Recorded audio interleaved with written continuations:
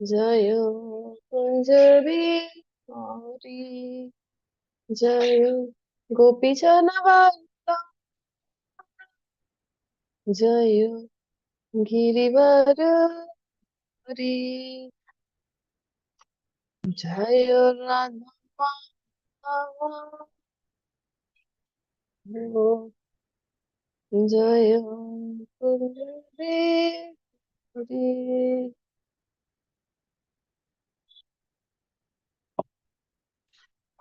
हरे कृष्णा।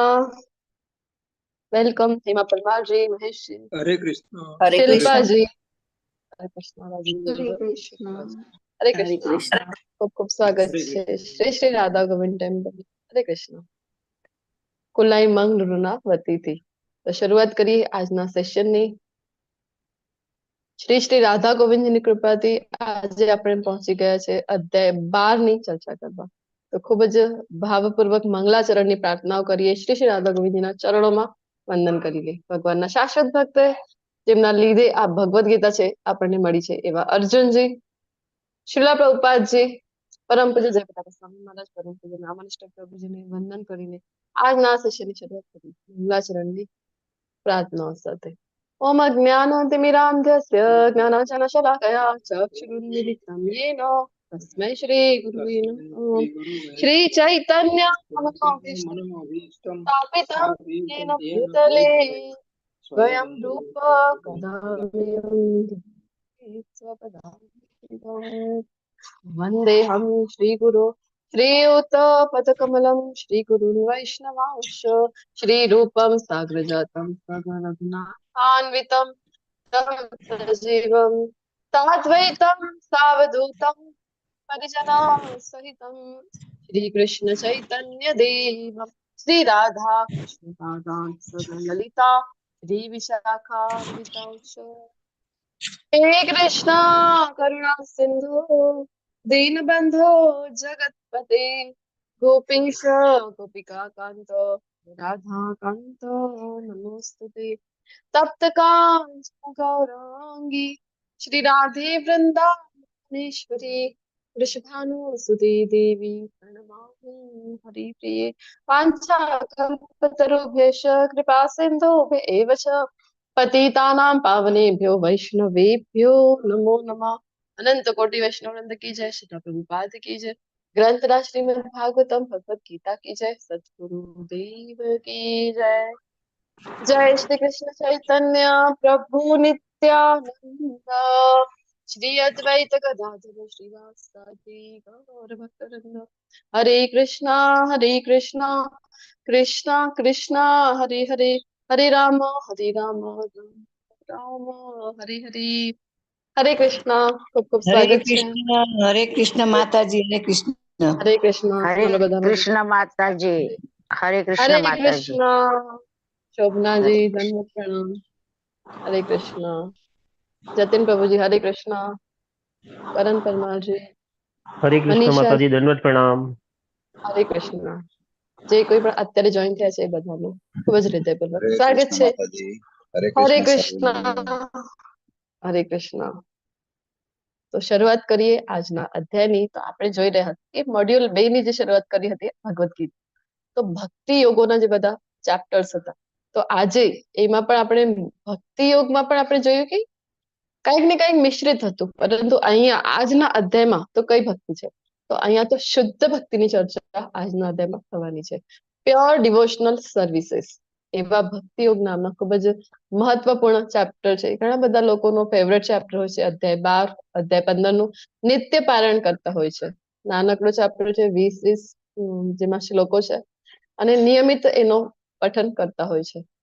તો આજના અધ્યાયમાં આપણે જોઈએ કે ભગવાન છે એ કેટલા કૃપાળુ છે કે આપણને અલગ અલગ જે છે ભક્તિ કરવા માટેની સ્ટેજીસ આપે છે। અને બીજો એ કે ભગવાનને કેવા ભક્તો પ્રિય છે એમના વિશેનું જ્ઞાન છે ભગવાન આજના અધ્યાયમાં 12મા અધ્યાયમાં આપણને જઈ રહ્યા છે। તો અહીંયા આપણે પોતાના ભગવાન સાથે શુદ્ધ ભક્તિમય સેવામાં પરોવી શકાય છે। તો આપણે જોયું 9મા અધ્યાયથી જે ભગવાને 7મા અધ્યાયથી જે પોતાના વિશેના જ્ઞાન આપવાની શરૂઆત કરી હતી તો એટલા માટે આપણે ભક્તિ યોગના ચેપ્ટર્સ કહીએ છીએ 7મા અધ્યાય થી 12મા અધ્યાય સુધી. હવે આવતીકાલથી જે ચેપ્ટર્સ આવવાના છે એ જ્ઞાન યોગ ઉપરના છે. તો ભગવાન સરસ મજાનું જ્ઞાન પોતાના વિશે આપી રહ્યા છે 7મા અધ્યાયમાં, અને પછી 8મા અધ્યાયમાં અર્જુનજીના પ્રશ્નોના લીધે થોડુંક ડાયવર્ઝન આવી જાય છે. મૃત્યુ વિશેનું જ્ઞાન છે ભગવાન આપે છે 8મા અધ્યાયમાં. પોતાના ધામ વિશે પણ કહે છે, યમ પ્રાપ્ય નિવર્તન્તે તદ્ધામ પરમમ મમ, કે મારા ધામને પ્રાપ્ત કર્યા પછી અહીંયા જે મહાત્માઓ છે એ પાછા આવતા નથી. આવું બધું જ્ઞાન 8મા અધ્યાયમાં આપી અને પછી ભગવાન છે 9મા અધ્યાયની શરૂઆત ફરીથી એક જ્ઞાન આપવાની શરૂઆત કરી છે. પરમ ગુહ્ય જ્ઞાન જ્યાં ભગવાન પોતાના વિશેનું આપે છે. તો 9મો અધ્યાય ભણી ગયા. 10મો અધ્યાય જ્યાં વિભૂતિઓ, તો જોઈ ગયા આપણે કે ભગવાન સાથે ભક્તિમય સેવા કરવી. ભગવાને પણ કીધું છે મન મના ભવ ભક્તો મધ્યાજીમાં નમસ્કાર.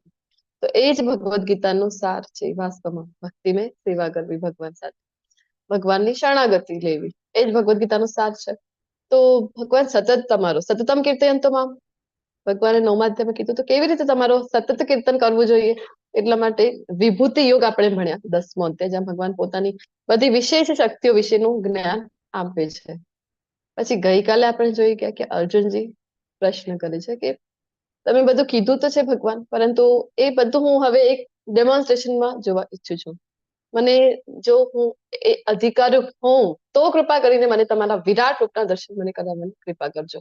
તો ભગવાને આપણે ગઈકાલે જોયું કે ભગવાન એમના ઉપર કૃપા કરે છે અને એમને વિરાટ રૂપના દર્શન, જે પહેલા ભગવાનના કોઈ પણ અંશે ક્યારે પણ બતાવેલું નથી અને કોઈની માટે પણ વિરાટ રૂપના દર્શન ભગવાને કરાવેલા નથી. અર્જુનજી માટે જ આ વિરાટ રૂપના દર્શન થયા હતા. તો વિશ્વરૂપ દર્શન આખું ભણી ગયા અને ખૂબ જ અંતિમ જે શ્લોકો હતા તો આપણે જોયું ખૂબ જ ક્લિયર થઈ જાય છે. કોઈના મનમાં ક્યાંય પણ જો પ્રશ્ન હોય કે વિષ્ણુમાંથી કૃષ્ણ આવે છે, એ તો દશાવતાર છે અમે ભણ્યા છીએ, એમાંથી તો એક અવતાર છે કૃષ્ણ. તો ખૂબ ક્લિયર થઈ જાય છે કે પહેલા જે આખું વિશ્વરૂપ દર્શન કરાવે છે ભગવાન, વિશ્વરૂપ દર્શનની પાછળ જયારે અર્જુનજી વિનંતી કરે છે કે હવે તમારો જે પરમાત્મા સ્વરૂપ છે, ચતુર્ભુજ સ્વરૂપ, જે તમે ચારો તમારા હાથ છે, એમાં શંખ ચક્ર ગદા અને પદ્મ ધારણ કરેલા છો, મુકુટધારી છો, એવા પરમાત્મા સ્વરૂપનું મને દર્શન કરાવો ને ભગવાન. તો ભગવાન પણ વિશ્વરૂપ ફિનિશ કરી અને પછી પોતાના ચતુર્ભુજ સ્વરૂપના દર્શન અર્જુનજીને કરાવે છે. અને એની પાછળ જયારે દ્વિભુજ દર્શન કરાવે છે, આપણે વાત કરી કે વિષ્ણુ, જો કૃષ્ણ તે વિષ્ણુ આવતા હોય તો કૃષ્ણ છે એના દર્શન કરાવી શકે છે. ચતુર્ભુજ સ્વરૂપ પાછળ જયારે દ્વિભુજ સ્વરૂપ જે મનુષ્ય સમાન છે, આવા સુંદર મજાના દર્શન જયારે કરાવે છે ત્યારે શું કહે છે કે આ જ મારું મૂળ રૂપ છે, જે રૂપમાં તું અત્યારે મારા દર્શન કરી રહ્યો છે. એના દર્શન કરવા માટે દેવતાઓ પણ લાલાયિત છે. તો આવા સુંદર મજાના પોતાના દ્વિભુજ સ્વરૂપના દર્શન ભગવાને કરાવ્યા. તો મૂળ રૂપ જે છે ભગવાન એ છે દ્વિભુજ શ્યામ સુંદર મુરલીધર. તો આપણે ભણી રહ્યા છીએ કેવી રીતે ભગવાનની ભક્તિની સેવા કરી શકાય. Just a moment.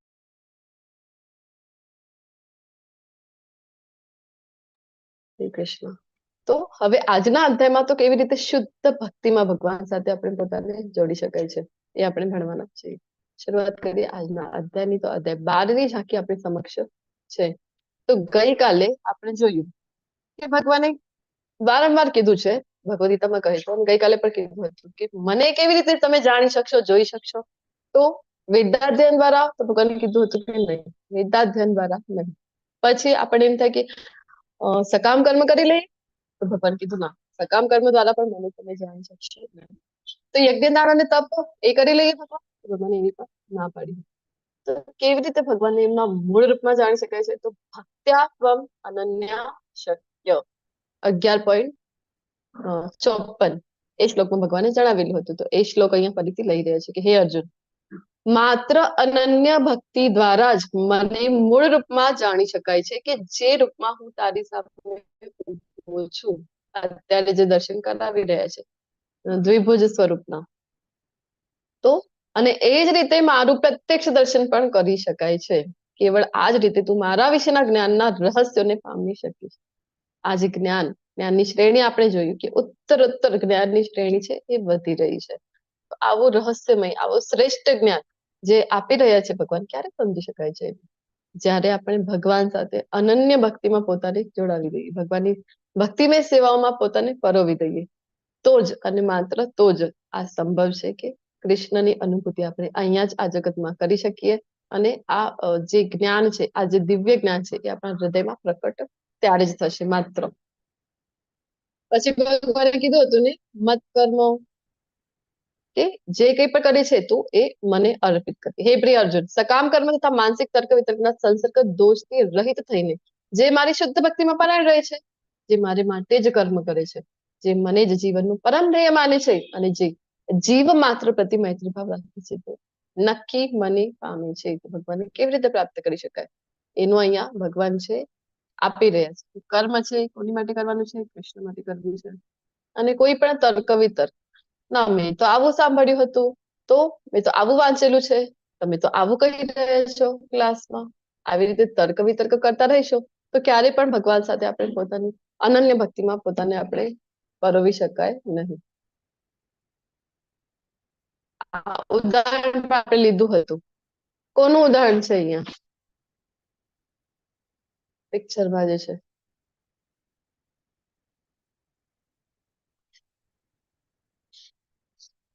વૈકુંઠ લોકમાં લઈ જવા માટે કોને આવ્યા છે અહીંયા? વિષ્ણુના દૂતો છે. અજામિલ.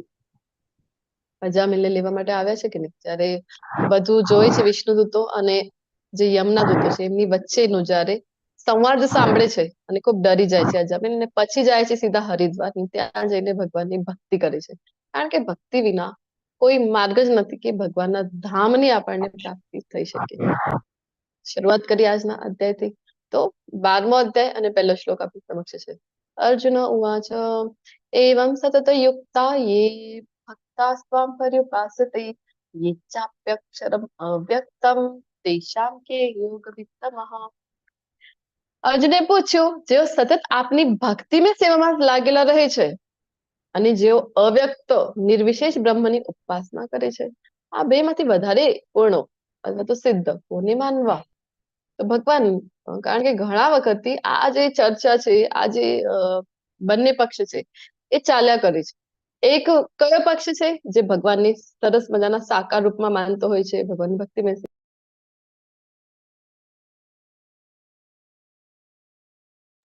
તો ભગવાનની ભક્તિમય સેવા કરતો હોય, ભગવાનના રૂપમાં જે માનતો હોય એ એક ગ્રુપ છે. અને બીજો કયો ગ્રુપ છે? તો જે શું માનતો હોય? તો ભગવાન એટલે કે કેવા છે? નિરાકાર. ભગવાનનો કોઈ આકાર નથી. એક તું હી નિરાકાર. બીજા બધાનો હા બધાનો આકાર છે, પણ ભગવાનનું પૂછીએ તો ના, એ નિરાકાર છે. તો આવું એક ગ્રુપ છે. તો ભગવાન હવે તમારા કરતા વધારે શ્રેષ્ઠ કોણ છે આ જવાબ આપવા માટે? તો તમે જવાબ આપી દો ને. તો એટલા માટે અર્જુનજી અહીંયા ભગવાનને વિનંતી કરી રહ્યા છે. ભગવાનમાં અમુક જે એવા ગ્રુપ છે જે માનતા જ નથી કે ભગવાનનો કોઈ આકાર હોય છે. આપણે જોયું કે એક તો આખો વર્ગ એવી રીતે ચાલ્યા કરે છે કે નિરાકાર બ્રહ્મની ઉપાસના કરે છે, કે આખો મોટો હોલ હોય, ત્યાં પ્રકાશ આવતો હોય અને એના ઉપર ધ્યાન કેન્દ્રિત કરે. શું ઈચ્છા છે એ લોકોની? તો મૃત્યુની પાછળ બ્રહ્મમાં માને છે. અને બ્રહ્મ એટલે વાસ્તવમાં છે શું એ પણ આપણે જોઈ ગયા હતા જયારે ભગવાનની અનુભૂતિના 3 તબક્કા ભણ્યા. તો બીજું કઈ નથી, ભગવાનના જે દિવ્ય શરીરનો એ તેજ છે. એમની ઈચ્છા છે કે અમે મૃત્યુની પાછળ બ્રહ્મમાં એકાકાર થઈ જઈશું. તો આપણે જોઈ ગયા છીએ બીજા જ અધ્યાયમાં કે આત્મા છે એ પરમાત્મા સાથે ક્યારે પણ વિલીન થઈ શકતી નથી. આત્માના ગુણધર્મો જોઈ રહ્યા હતા ત્યારે જોયું છે આપણે કે આત્માના ગુણધર્મો કેવા છે? તો પાણીથી ભીંજાવી શકાતું નથી, વાયુથી સૂકવી શકાતું નથી, આવા બધા ગુણધર્મો હતા ને. તો આ આત્મા પરમાત્મામાં વિલીન કેમ થશે? આ કોઈ લીંબુ પાણીમાં જેમ સાકર નાખીએ ને એ મિક્સ થઈ જાય છે, આવી રીતે ક્યારે પણ આત્મા પરમાત્મામાં વિલીન થતો નથી. બંનેના અસ્તિત્વ જુદા જુદા છે. આપણે પરમાત્માના જ અંશ છીએ, પરંતુ આપણે કેવા છીએ? તો આપણે અંશ છીએ ભગવાનના, નાનકડા એવા, ખૂબ જ નાનકડા કહી શકાય. અને ભગવાન કેવા છે? તો એ તો વિભુ છે. તો હવે ભગવાન પાસે જ આનો જે ઉત્તર છે એ અર્જુનજી પૂછી રહ્યા છે. જોઈએ આપણે કે શું કામ પૂછે છે? તો અત્યારે જે આપણે ચર્ચા કરી, અર્જુનજી આ પ્રશ્ન પૂછી રહ્યા છે કારણ કે આવો ઘણા સમયથી આવો એક વર્ગ ચાલ્યા કરે છે જે ભગવાનના નિરાકાર રૂપમાં માનતો હોય છે. તો ભગવાનની અનુભૂતિના 3 તબક્કા આપણી સમક્ષ છે, જે આપણે બીજા અધ્યાયમાં ચર્ચા કરી ગયા હતા. બ્રહ્મ, પરમાત્મા અને ભગવાન. તો આપણે ત્યારે જોયું હતું બ્રહ્મામાં જે માને છે એ ભગવાનના દિવ્ય અંગનું તેજ છે, તો આંશિક અનુભૂતિ થઈ. પરમાત્મામાં માને છે તો ત્યાં સત, બ્રહ્મમાં જે સત છે, કારણ કે સત્ય છે, એ તો કારણ કે ભગવાનના જ શરીરનો પ્રકાશ છે. પછી પરમાત્મા સ્વરૂપમાં જે માને છે, જે બધાના હૃદયમાં પરમાત્મા સ્વરૂપે કૃષ્ણ જ વિરાજમાન છે, ચતુર્ભુજ સ્વરૂપ. તો એ થઈ ગઈ, એ પણ આંશિક અનુભૂતિ છે, કારણ કે સત અને ચિત્ત બે તત્વ છે ત્યાં. પરંતુ હજી ભગવાનને જયારે એમના મૂળ રૂપમાં જાણીએ છીએ ત્યારે જ સત, ચિત્ત અને આનંદ આ રૂપમાં ભગવાનને આપણે જાણીએ છીએ, ત્યારે જ આપણી જે અનુભૂતિ છે એ પૂર્ણ કહેવાય છે. અધરવાઇઝ આપણું જ્ઞાન કેવું છે? તો આંશિક છે. તેને સમજવા માટે એક સરસ ઉદાહરણ આપેલું છે બે બાળકોનું. બે બાળકો ક્યાં છે? તો માતાના ગર્ભમાં છે. ગર્ભમાં જયારે બાળકો હોય ત્યારે માતાને જોઈ શકે છે? નથી જોઈ શકતા, કારણ કે ગર્ભાશયની અંદર છે, તો અંધારું છે ત્યાં ખૂબ જ. તો ત્યાં અને આને આપણે સરખાવી રહ્યા છીએ ભક્ત અને અભક્ત સાથે. અભક્ત શું કામ? કારણ કે ભગવાનના સાકાર રૂપમાં જે નથી માનતા એ અભક્ત. તો પહેલું જે બાળક છે શું કે હું જન્મવાની રાહ જોઈ શકતો નથી અને આપણી માતાને મળવું છે. તો ભક્ત છે એવું કહે ને કે ના, મને તો મળવું છે મારા જે માતા છે, પિતા છે એવા કૃષ્ણને. કારણ કે આપણે જોઈ ગયા છીએ કે કૃષ્ણ પોતે કહે છે કે હું જ માતા છું, પિતામહ છું અને આશ્રયદાતા છું. તો મને કૃષ્ણને મળવું છે, રાહ જોઈ શકતો નથી. તો અભક્ત શું કે ઓ તમે તો અંધશ્રદ્ધાળુ છો, કોઈ જન્મ નથી, આપણે અહીં આ અંધકારમય દુનિયામાં રહીએ છીએ અને પછી આપણે મરી જઈએ છીએ. અહીં જ બધું માણો, જે કઈ છે અહીં છે, મજા મજા અહીં જ કરો ને ભાઈ. શું કામ કૃષ્ણને મળવું છે? ક્યાં છે? ક્યાં લખેલું છે? તમે જોયું છે ક્યારે કે ભગવાનનું એવું કોઈ ધામ હોય, ભગવાનને જોવા છે? પણ જે ભક્ત છે શું કે પણ ના ભાઈ, આપણને આપણી માતા પ્રેમ કરે છે, કૃષ્ણ છે ને આપણને ખૂબ પ્રેમ કરે છે ને આ બધાનો અંત હોઈ શકે નહીં. અભક્ત શું કે કોણ માં? શું તમે આ માતાને જોઈ છે? શું કોઈએ તેને જોઈ છે? તમે ગયા હતા જોવા? ભગવદ ગીતા તમે કહો છો ભગવાને બોલી છે, તમે ગયા હતા જોવા? તો મારી તો કોઈ માતા નથી, કે તને પણ નથી. ક્યાં છે તે મને કહો. તો ગર્ભાશયની અંદર છે તો માતાને તો જોઈ શકતા નથી. એટલા માટે તર્ક પોતાના આપે છે કે જો આપણે તો જોઈ શકતા નથી, માતા હોય તો આપણે જોઈ શકાય ને. ક્યાં જોઈ શકીએ છીએ આપણે? ભગવાન હોય તો આપણને દેખાય, કેમ દેખાતો નથી? તો પછી પહેલું બાળક કહે કે આપણે તેનામાં છીએ, તે આપણી આસપાસ છે, કારણ કે તેની અંદર આપણે છે એટલે નથી દેખાતી આપણી માતા આપણને. તો આપણે પણ કૃષ્ણની અંદર. કેવી રીતે અંદર? તો વિરાટ સ્વરૂપનો જે એક ભાગ છે, એટલે કે બ્રહ્માંડની અંદર આપણે છીએ. બ્રહ્મ અંડ કહેવાય છે ને, અંડના રૂપમાં છે એટલે. તો એની અંદર જયારે આપણે છીએ તો કેવી રીતે આપણે એને જોઈ શકીએ? તો પછી બીજો જે છે અભક્ત છે શું કે છે કે હું ક્યાંય કોઈને જોતો નથી. શું તમે જોઈ શકો છો? મને તો કોઈ નથી દેખાઈ રહ્યું, ક્યાં છે ભગવાન? તેથી તાર્કિક રીતે હું તેને સાબિત કરી શકું છું કે જે માતા છે એ અસ્તિત્વમાં નથી. ક્યાં છે ભગવાન? દેખાઈ રહ્યા છે. તો હું તમને તાર્કિક રીતે તો સાબિત કરી શકું છું કે કોઈ માતા વત્તા નથી, કોઈ ભગવાન વગર નથી, કોઈએ તેને જોયા નથી. તો જે વસ્તુને આપણે જોઈએ એનું જ અસ્તિત્વ છે એવું માનતા હોય છે ઘણા લોકો. તો પેલો ભક્ત છે શું કહે છે કે તું કેવી રીતે વિચારે છે? આપણે જીવી રહ્યા છીએ, તને શું લાગે છે કે હમણાં કોણ આપણે સંભાળ લઈ રહ્યો છે? આપણી જરૂરિયાતોની પૂર્તિ કોણ કરી રહ્યો છે? તો આપણને બધું મળી રહ્યું છે. ક્યાંથી મળે છે? આ જીવન નિર્વાહ કરવા માટે જે કઈ આવશ્યક વસ્તુઓ છે એ બધું જ આપણે વાત કરી હતી કે અભક્તોને પણ કૃષ્ણ છે એ બધું જ આપે છે. કૃષ્ણ પક્ષપાત કરતા નથી, તો બધું જ આપણને પૂરું પાડે છે. તો ભગવાન તો છે જ. તો પછી શું કે છે આ અભક્ત છે કે આ બધું પોતાની મેળે ચાલે છે, બધું ઓટોમેટિક છે. અહીંયા નાળની કુદરતી પ્રક્રિયા દ્વારા આપણને આપણો ખોરાક અને પાણી મળી છે અને હું મારી સંભાળ રાખું છું. કૃપા કરીને તારી આંખ ખોલ. આ બધું ઓટોમેટિક છે જે કંઈ પણ દુનિયામાં છે ને એ. તો બધી પૃથ્વી છે પોતાના ધરી પર ફરે છે, બધા ગ્રહો આપસમાં ટકરાતા નથી. કેમ નથી ટકરાતા? કોણ એમને ધારણ કરી રાખે છે? કૃષ્ણ તો ખૂબ ક્લિયર ભગવદ ગીતામાં કહે છે કે મેં ધારણ કરેલું છે. આપણે એક ઉદાહરણ પણ કહે છે ને કૃષ્ણ સૂત્રે મણિ ગણા ઇવ, કે જેમ માળા છે તો માળામાં દોરો આપણને દેખાતો નથી, પણ દોરાના લીધે જ બધા મોતીઓ પોતપોતાના સ્થાન ઉપર છે. તેમ મેં જ બધા ગ્રહોને ધારણ કરેલા છે. તો આપણે તો એમ અભક્તો છે ક્યારે પણ માનશે ના. બધું પોતાની મેળે છે, બધું ઓટોમેટિક છે, ઓટોમેટિક થાય છે. તો આપણે જોઈએ છીએ કે કોઈ પણ વસ્તુ આપણા ઘરમાં કોઈ પણ નાનકડી થી નાનકડી પણ મશીન લઈ લઈએ, પોતાની મેળે ચાલે છે ખરી. પંખો લઈ લઈએ, એ પણ પોતાની મેળે ચાલે છે.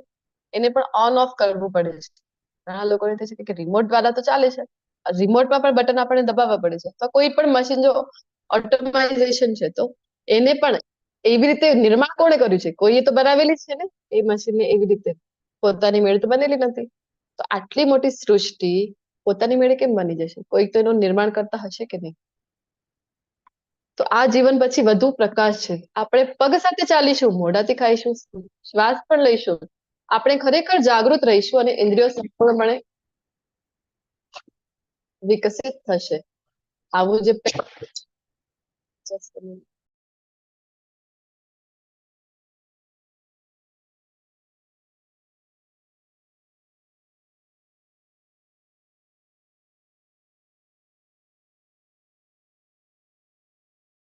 પહેલું બાળક છે આવી રીતે કહે છે, જે ભક્ત છે કે ત્યાં આપણે જઈશું ને ભગવાનના ધામમાં, આપણે ભગવાન સાથે આપણે ભગવાનની ભક્તિની સેવામાં રહીશું. ભગવાનની ધામમાં સાચો આનંદ છે, સચ્ચિત અને આનંદ છે. આ તો દુઃખાલયમાં આપણે બધા પડ્યા છે.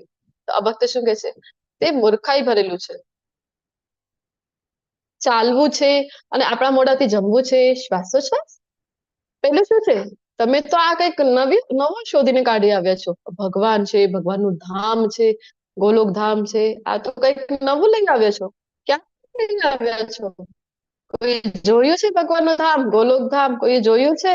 કોઈ આવીને કીધું છે કે હા અમે તો જઈ આવ્યા છીએ ભગવાનના ધામમાં, ખૂબ મજા છે ત્યાં? એવું છે ક્યાંય? તો પછી હવે જે ભક્ત હોય એ શું કહે કે ના, હવે મને ખબર નથી કે તને કહેવું શું, કારણ કે આટલું બધું તર્ક વિતર્ક કરીએ તો ઘણી વખત શું થઈ જાય છે કે અપરાધ થઈ જાય છે. જે આપણે નામ અપરાધ લઈએ છીએ એમાં પણ એક અપરાધ આવે છે કે જે અશ્રદ્ધાળુ છે એને હરિનામની મહિમાનો ઉપદેશ કરવો જોઈએ નહીં. એવી રીતે આ જે ભક્ત છે પછી કહે છે કે હવે મને નથી ખબર પડી રહી, તને કેવી રીતે સમજાવું. બીજો તો હજી પોતાની જે દલીલો છે એ તો ચાલુ જ નથી કે ના ના ના, તો એ મારી વાત તો સાંભળ. સતત ભક્ત અને અભક્ત વચ્ચે જે ચર્ચાઓ છે એ ચાલ્યા કરે છે. અભક્ત છે ભગવાનના નિરાકાર સ્વરૂપમાં માને. શું કામ? જો સાકાર સ્વરૂપમાં માને તો પછી ભગવાનની બધી જ સેવાઓ એને કરવી પડે છે. તો વાસ્તવમાં ભગવાનની સેવા કરવી નથી એટલે સમજે તો એ પણ છે ને કે નાનકડી કોઈ વસ્તુ છે એને પણ બનાવવા વાળું હોય છે એની પાછળ પણ. તો આટલી મોટી સૃષ્ટિ પોતાની મેળે કેમ ચાલશે? પરંતુ ભગવાનને શું કહે છે કે નિરાકાર છે. તો હવે ભગવાનના બોડીથી સાંભળી ભગવાન શું કહી રહ્યા છે? સાકાર અથવા નિરાકાર કયા રૂપમાં ભજવું વધારે શ્રેયસ્કર છે? શ્રી ભગવાન ઉવાચ મય્યાવેશ્ય મનો યે માં નિત્યયુક્તા ઉપાસતે શ્રદ્ધયા પર્યુપેતાસ્તે મે યુક્ત તમામતઃ. પૂર્ણ પુરુષોત્તમ પરમેશ્વર બોલ્યા કે જે મનુષ્ય મારા સાકાર રૂપમાં પોતાના મનને સ્થિર કરે છે અને અત્યંત શ્રદ્ધાપૂર્વક મારી પૂજા કરવામાં પ્રયત્ન રહે છે, તેઓ મારી દૃષ્ટિએ પરમ સિદ્ધ છે. કૃષ્ણ અહીંયા પોતાનું મત આપણને આપી રહ્યા છે કે જો બંનેમાંથી કયો શ્રેષ્ઠ છે, પરમ સિદ્ધ છે? તો કૃષ્ણ કહે છે કે જે સાકાર રૂપમાં મારી પૂજા કરે છે ને એ વધારે સિદ્ધ છે. આપણે જોયું કે સાકાર રૂપમાં માનતા નથી, કારણ કે કૃષ્ણની સેવા કરવી પડે, બધી સેવાઓ. કૃષ્ણને પછી 8 વાગે ભગવાન છે એ સૂઈ જાય છે, ભગવાનને શયન કરાવવું પડે. 4:30 વાગે ભગવાન ઉઠે છે, ત્યાં ભગવાનની મંગલા આરતી કરવી પડે, બધી ભગવાનની સેવાઓ કરવી પડે. જો કૃષ્ણને આપણે સાકાર માનીએ તો ભગવાનનો સરસ મજાનો શૃંગાર કરવો પડે, ભગવાનને ભોગ ધરાવવું પડે છે, બધી ભક્તિમય સેવાઓ કરવી પડે, નામ જપ કરવા પડે. તો આ બધું કરવું નથી એટલે ભગવાનને બસ ભગવાન એટલે નિરાકાર, એક નિરાકાર માનીને ચાલતા હોય છે જે પંથ છે. તો ઇસ્કોનના મંદિરમાં પ્રભુપાદજીએ એટલી સરસ વ્યવસ્થા બનાવેલી છે કે કોઈ પણ મંદિરમાં આપણે જઈએ ને તો સેમ પેટર્ન ફોલો કરવામાં આવે છે. દુનિયાના વિશ્વભરમાં 1000 થી પણ વધારે મંદિરો છે અત્યારે ઇસ્કોનના, નાના અને મોટા બધા સેન્ટર જો આપણે કાઉન્ટ કરીએ તો બધા જ સેન્ટર ઉપર, બધા જ મંદિરો ઉપર એક જ વ્યવસ્થા ચાલે છે કે રોજ સવારે 4:30 વાગે છે ભગવાનની સરસ મજાની મંગલા આરતી કરવામાં આવે છે. મંગલા આરતી એટલે વાસ્તવમાં શું છે, જરૂરથી પ્રયત્ન કરવો જોઈએ આપણે પણ. એક તો આપણે ચર્ચા કરી હતી કે ભગવાનના શુદ્ધ ભક્તો જ્યારે કોઈ ઘોષણા કરે છે ને તો ભગવાન છે એ જરૂરથી પૂર્તિ કરે છે. કોણ તે પ્રતિજાની નમે ભક્ત્યા પ્રણશ્યતિ શ્લોક આપણે ભણી ગયા છે, ત્યાં આપણે જોયું.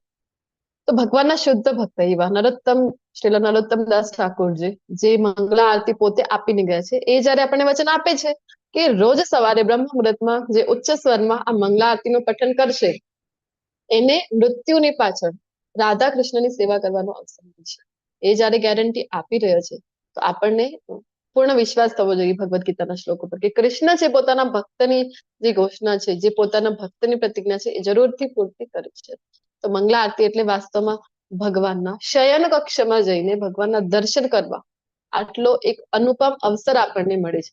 જરૂરથી પ્રયત્ન કરવો જોઈએ કે આપણે મંગલા આરતીમાં જો સંભવ છે તો મંદિરે જઈને, અને નથી તો અત્યારે જે ટેકનોલોજી છે એનું પણ આપણે ખૂબ જ સુંદર રીતે લાભ લઈ શકાય છે. જે તે જગ્યા ઉપર આપણે છીએ ત્યાં બસ આપણે તો બેઠા બેઠા એક બટન ક્લિક કરવાનું છે, એક લિંક તમારી સાથે શેર કરવામાં આવશે, ત્યાં ક્લિક કરવાનું છે અને સરસ મજાના ભગવાનના મંગલા આરતીના દર્શન આપણે કરી શકાય છે. નાઇટ ડ્રેસમાં ભગવાનના દર્શન આપણે કરી શકીએ છીએ. એ મંગલા આરતી છે. પછી ભગવાન શૃંગાર કરે છે, ભગવાનનો સરસ મજાનો શૃંગાર કરવામાં આવે છે અને શૃંગાર આરતી થતી હોય છે 7:30 થી 8 આ દરમિયાન બધા જ મંદિરોમાં આ પેટર્ન ફોલો કરવામાં આવે છે. સરસ મજાનું ભગવાનનો શૃંગાર કરવામાં આવે અને સંધ્યા પછી નરસિંહ આરતી છે, તુલસી આરતી છે, આ સિક્વન્સ બધા જ મંદિરોમાં ફોલો કરવામાં આવે. રોજ સાંજે ગૌર આરતી છે, તુલસી આરતી, નરસિંહ આરતી, કોઈ પણ મંદિરે તમે જાઓ ઇસ્કોન તો સેમ પેટર્ન ફોલો કરવામાં આવે. તો જયારે આપણે શૃંગાર આરતીની વાત કરીએ હવે ભગવાન 7:30 ની આસપાસ સરસ મજાનો ભગવાનનો ખૂબ જ સુંદર, કારણ કે પ્રભુપાદજીએ ડાયરેક્ટ આદેશ આપેલો છે કે ભગવાનની સેવા કેવી રીતે થવી જોઈએ. તો ટોપ ક્લાસ સેવા ભગવાનના વિગ્રહની થવી જોઈએ. કારણ કે આપણે આજના અધ્યાયમાં પણ ચર્ચા કરીશું, વિગ્રહ એટલે સાક્ષાત કૃષ્ણ છે. તો સાક્ષાત કૃષ્ણની આપણા ઉપર કૃપા છે કે વિગ્રહ સ્વરૂપમાં એ કલયુગમાં આપણી સમક્ષ છે. તો એવી રીતે કૃષ્ણની સેવા કરવી જોઈએ અને ખૂબ સુંદર રીતે ભગવાનનો શૃંગાર કરવામાં આવે ને ભગવાન ના એવા એક સુંદર ભક્ત પ્રભુપાદજીના જે શિષ્ય હતા એવા યમુના દેવી દાસી દ્વારા બ્રહ્મ સંહિતા, જેમાં ભગવાનના ધામની ખૂબ સુંદર વર્ણન કરેલું છે બ્રહ્માજી દ્વારા, એના 2 શ્લોકોને રેકોર્ડ કરીને યમુના દેવી દાસીએ મોકલ્યા હતી પ્રભુપાદજી પર. તો કોઈ કારણસર પ્રભુપાદજીને ખૂબ મોડેથી મળી છે આજે રેકોર્ડિંગ મોકલેલું હતું એમની શિષ્ય દ્વારા. જયારે સાંભળે છે પ્રભુપાદજી તો એમની આંખો એ ભાવ વિભોર થઈ જાય છે, એમની આંખોમાં અશ્રુ આવી જાય છે. ત્યારથી એમણે આદેશ આપેલો હતો ઇસ્કોનના બધા સેન્ટરમાં. આમ બધી જ આરતીઓ છે ને તો આપણે જોઈએ તો એક કોઈ પણ પ્રભુજી અથવા માતાજી લીડ કરાવે ને બધા એમની પાછળ રિપીટ કરતા હોય છે, પરંતુ શૃંગાર આરતી જયારે થાય છે તો સેમ રેકોર્ડિંગ એમની શિષ્યના જે અવાજમાં છે, યમુના દેવી દાસીજીના અવાજમાં એને પ્લે કરવામાં આવે છે રેકોર્ડરમાં. તો શૃંગાર આરતી સરસ મજાની બ્રહ્મ સંહિતાના શ્લોકો થાય છે. વેણુ પણંતમરવિંદદલાયતાક્ષમ બર્હાર્વતમ સમસિતાંબુદ સુંદરાંગમ કંદાર્કકોટિકમનીય વિશેષ શોભમ ગોવિંદમ આદિપુરુષમ તમહં ભજામી. એવી સુંદર મજાની શૃંગાર આરતી. તો ભગવાનને આપણે જો વિગ્રહ રૂપમાં માનીએ છીએ, ભગવાનને સાકાર રૂપમાં માનીએ તો આપણે ભગવાનની ભક્તિને સેવા બધી કરવી પડે છે. એટલા માટે એક પંથ છે એ માનતા નથી અને પછી તો એ પોતાને જો ભગવાન નિરાકારમાં માનીએ તો ત્યાં રસ નથી. રસ જે છે ને એ ત્યાં મિસિંગ છે. ભગવાન સાથે જયારે આપણે ભક્તિમય સેવામાં છીએ, આદાન પ્રદાન કરીએ છીએ તો એક રસની અનુભૂતિ થાય છે, આનંદની અનુભૂતિ થાય છે. તો પછી એ જે નિરાકાર વાળા લોકો શું કરે છે રસ પ્રાપ્ત કરવા માટે, તો કઈ ને કઈ સમાજ કલ્યાણના કાર્યો કરશે કે ધારો કે વૃદ્ધાશ્રમ ખોલી દેશે, અનાથ આશ્રમ છે, આવા કઈ ને કઈ પરોપકાર કરવા માટે કોઈ સંસ્થા શરૂ કરે છે. તો ત્યાં જઈને પછી એ બધા લોકો સાથે આદાન પ્રદાન રસનું કરતા હોય છે, કારણ કે રસ તત્વ છે એ નિરાકારમાં મિસિંગ છે. અહીંયા ભગવાનની સ્તુતિ કરીએ આપણે, ભગવાનને સાકાર રૂપમાં માનીએ તો ભગવાનની કથાઓમાં કેટલો રસ છે, ભગવાનની આપણે લીલાઓ સાંભળીએ એમાં કેટલું રસ છે, ભગવાનની ભક્તિને સેવા કરીએ એમાં કેટલું રસ છે. તો ત્યાં રસ તત્વ છે એ પણ મિસિંગ છે. તો આ પ્રશ્ન આવી રહ્યો છે, મૂર્તિ પૂજા અને વિગ્રહ પૂજા વચ્ચે શું તફાવત છે? તમારી માટે પ્રશ્ન છે, અનમ્યુટ કરીને બોલો અથવા ચેટ બોક્સમાં પણ ટાઈપ કરી શકો છો. હરે કૃષ્ણ.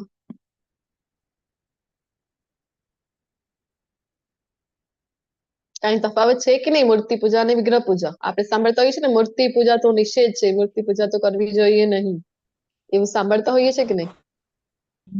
બોલું માતાજી? જી માતાજી બોલો. બોલું માતાજી? હરે કૃષ્ણ. જી શોભનાજી.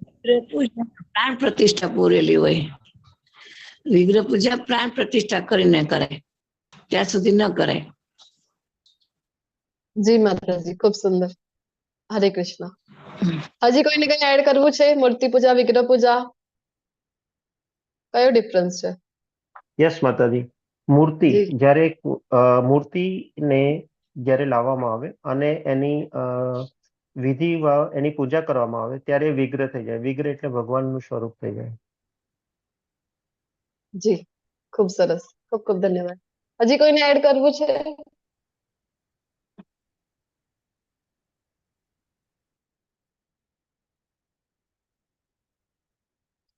મૂર્તિ આપણે જોતા હોય છે ને કે દરેક સ્થાન ઉપર આપણે ચોક છે ધારો કે, તો ચોક ઉપર પણ જે આપણને દેખાય છે મૂર્તિઓ, શિવાજી મહારાજની લઈ લઈએ કે કોઈ પણ એવા નેતાઓની મૂર્તિ છે ત્યાં.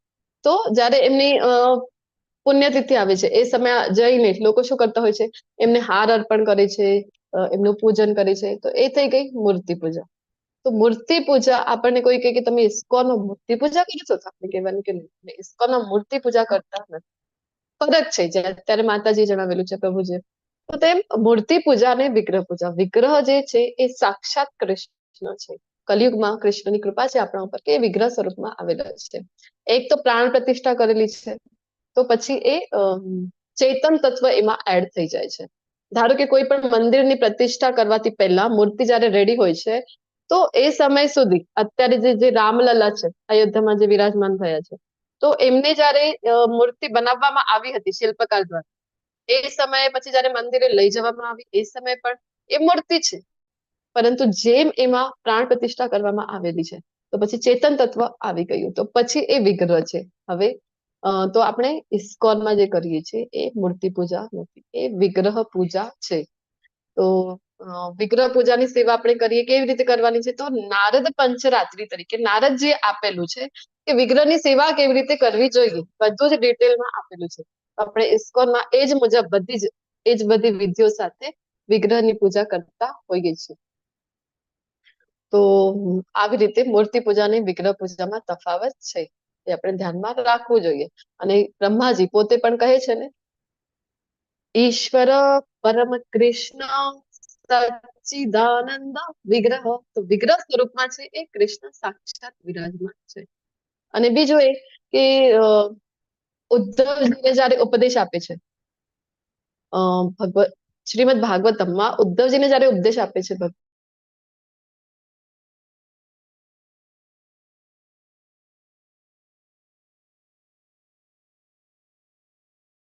Just a moment, I will be back.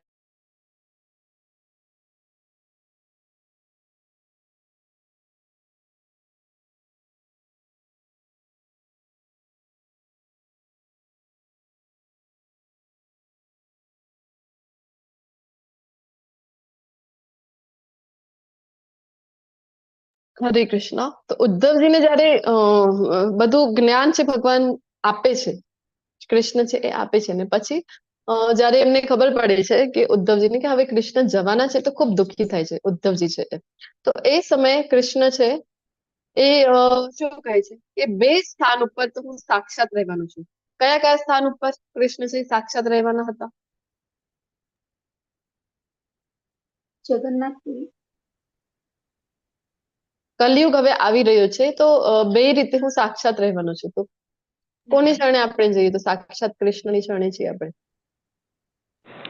ગુરુની શરણે. વૃંદાવનમાં રહેવાના હતા, વચન આપીને ગયેલા કે વૃંદાવન થી હું ક્યારેય નહીં જઉં. વૃંદાવન તો એ મહિમા છે કે ભગવાન કોઈ પણ ક્યારે પણ ભગવાને વૃંદાવન છે એ છોડેલું નથી. યસ, શાસ્ત્રોમાં. એમાં પણ કયા શાસ્ત્રોમાં મુખ્યત્વે છે? શ્રીમદ ભાગવતમ. શ્રીમદ ભાગવતમમાં કૃષ્ણ સાક્ષાત છે.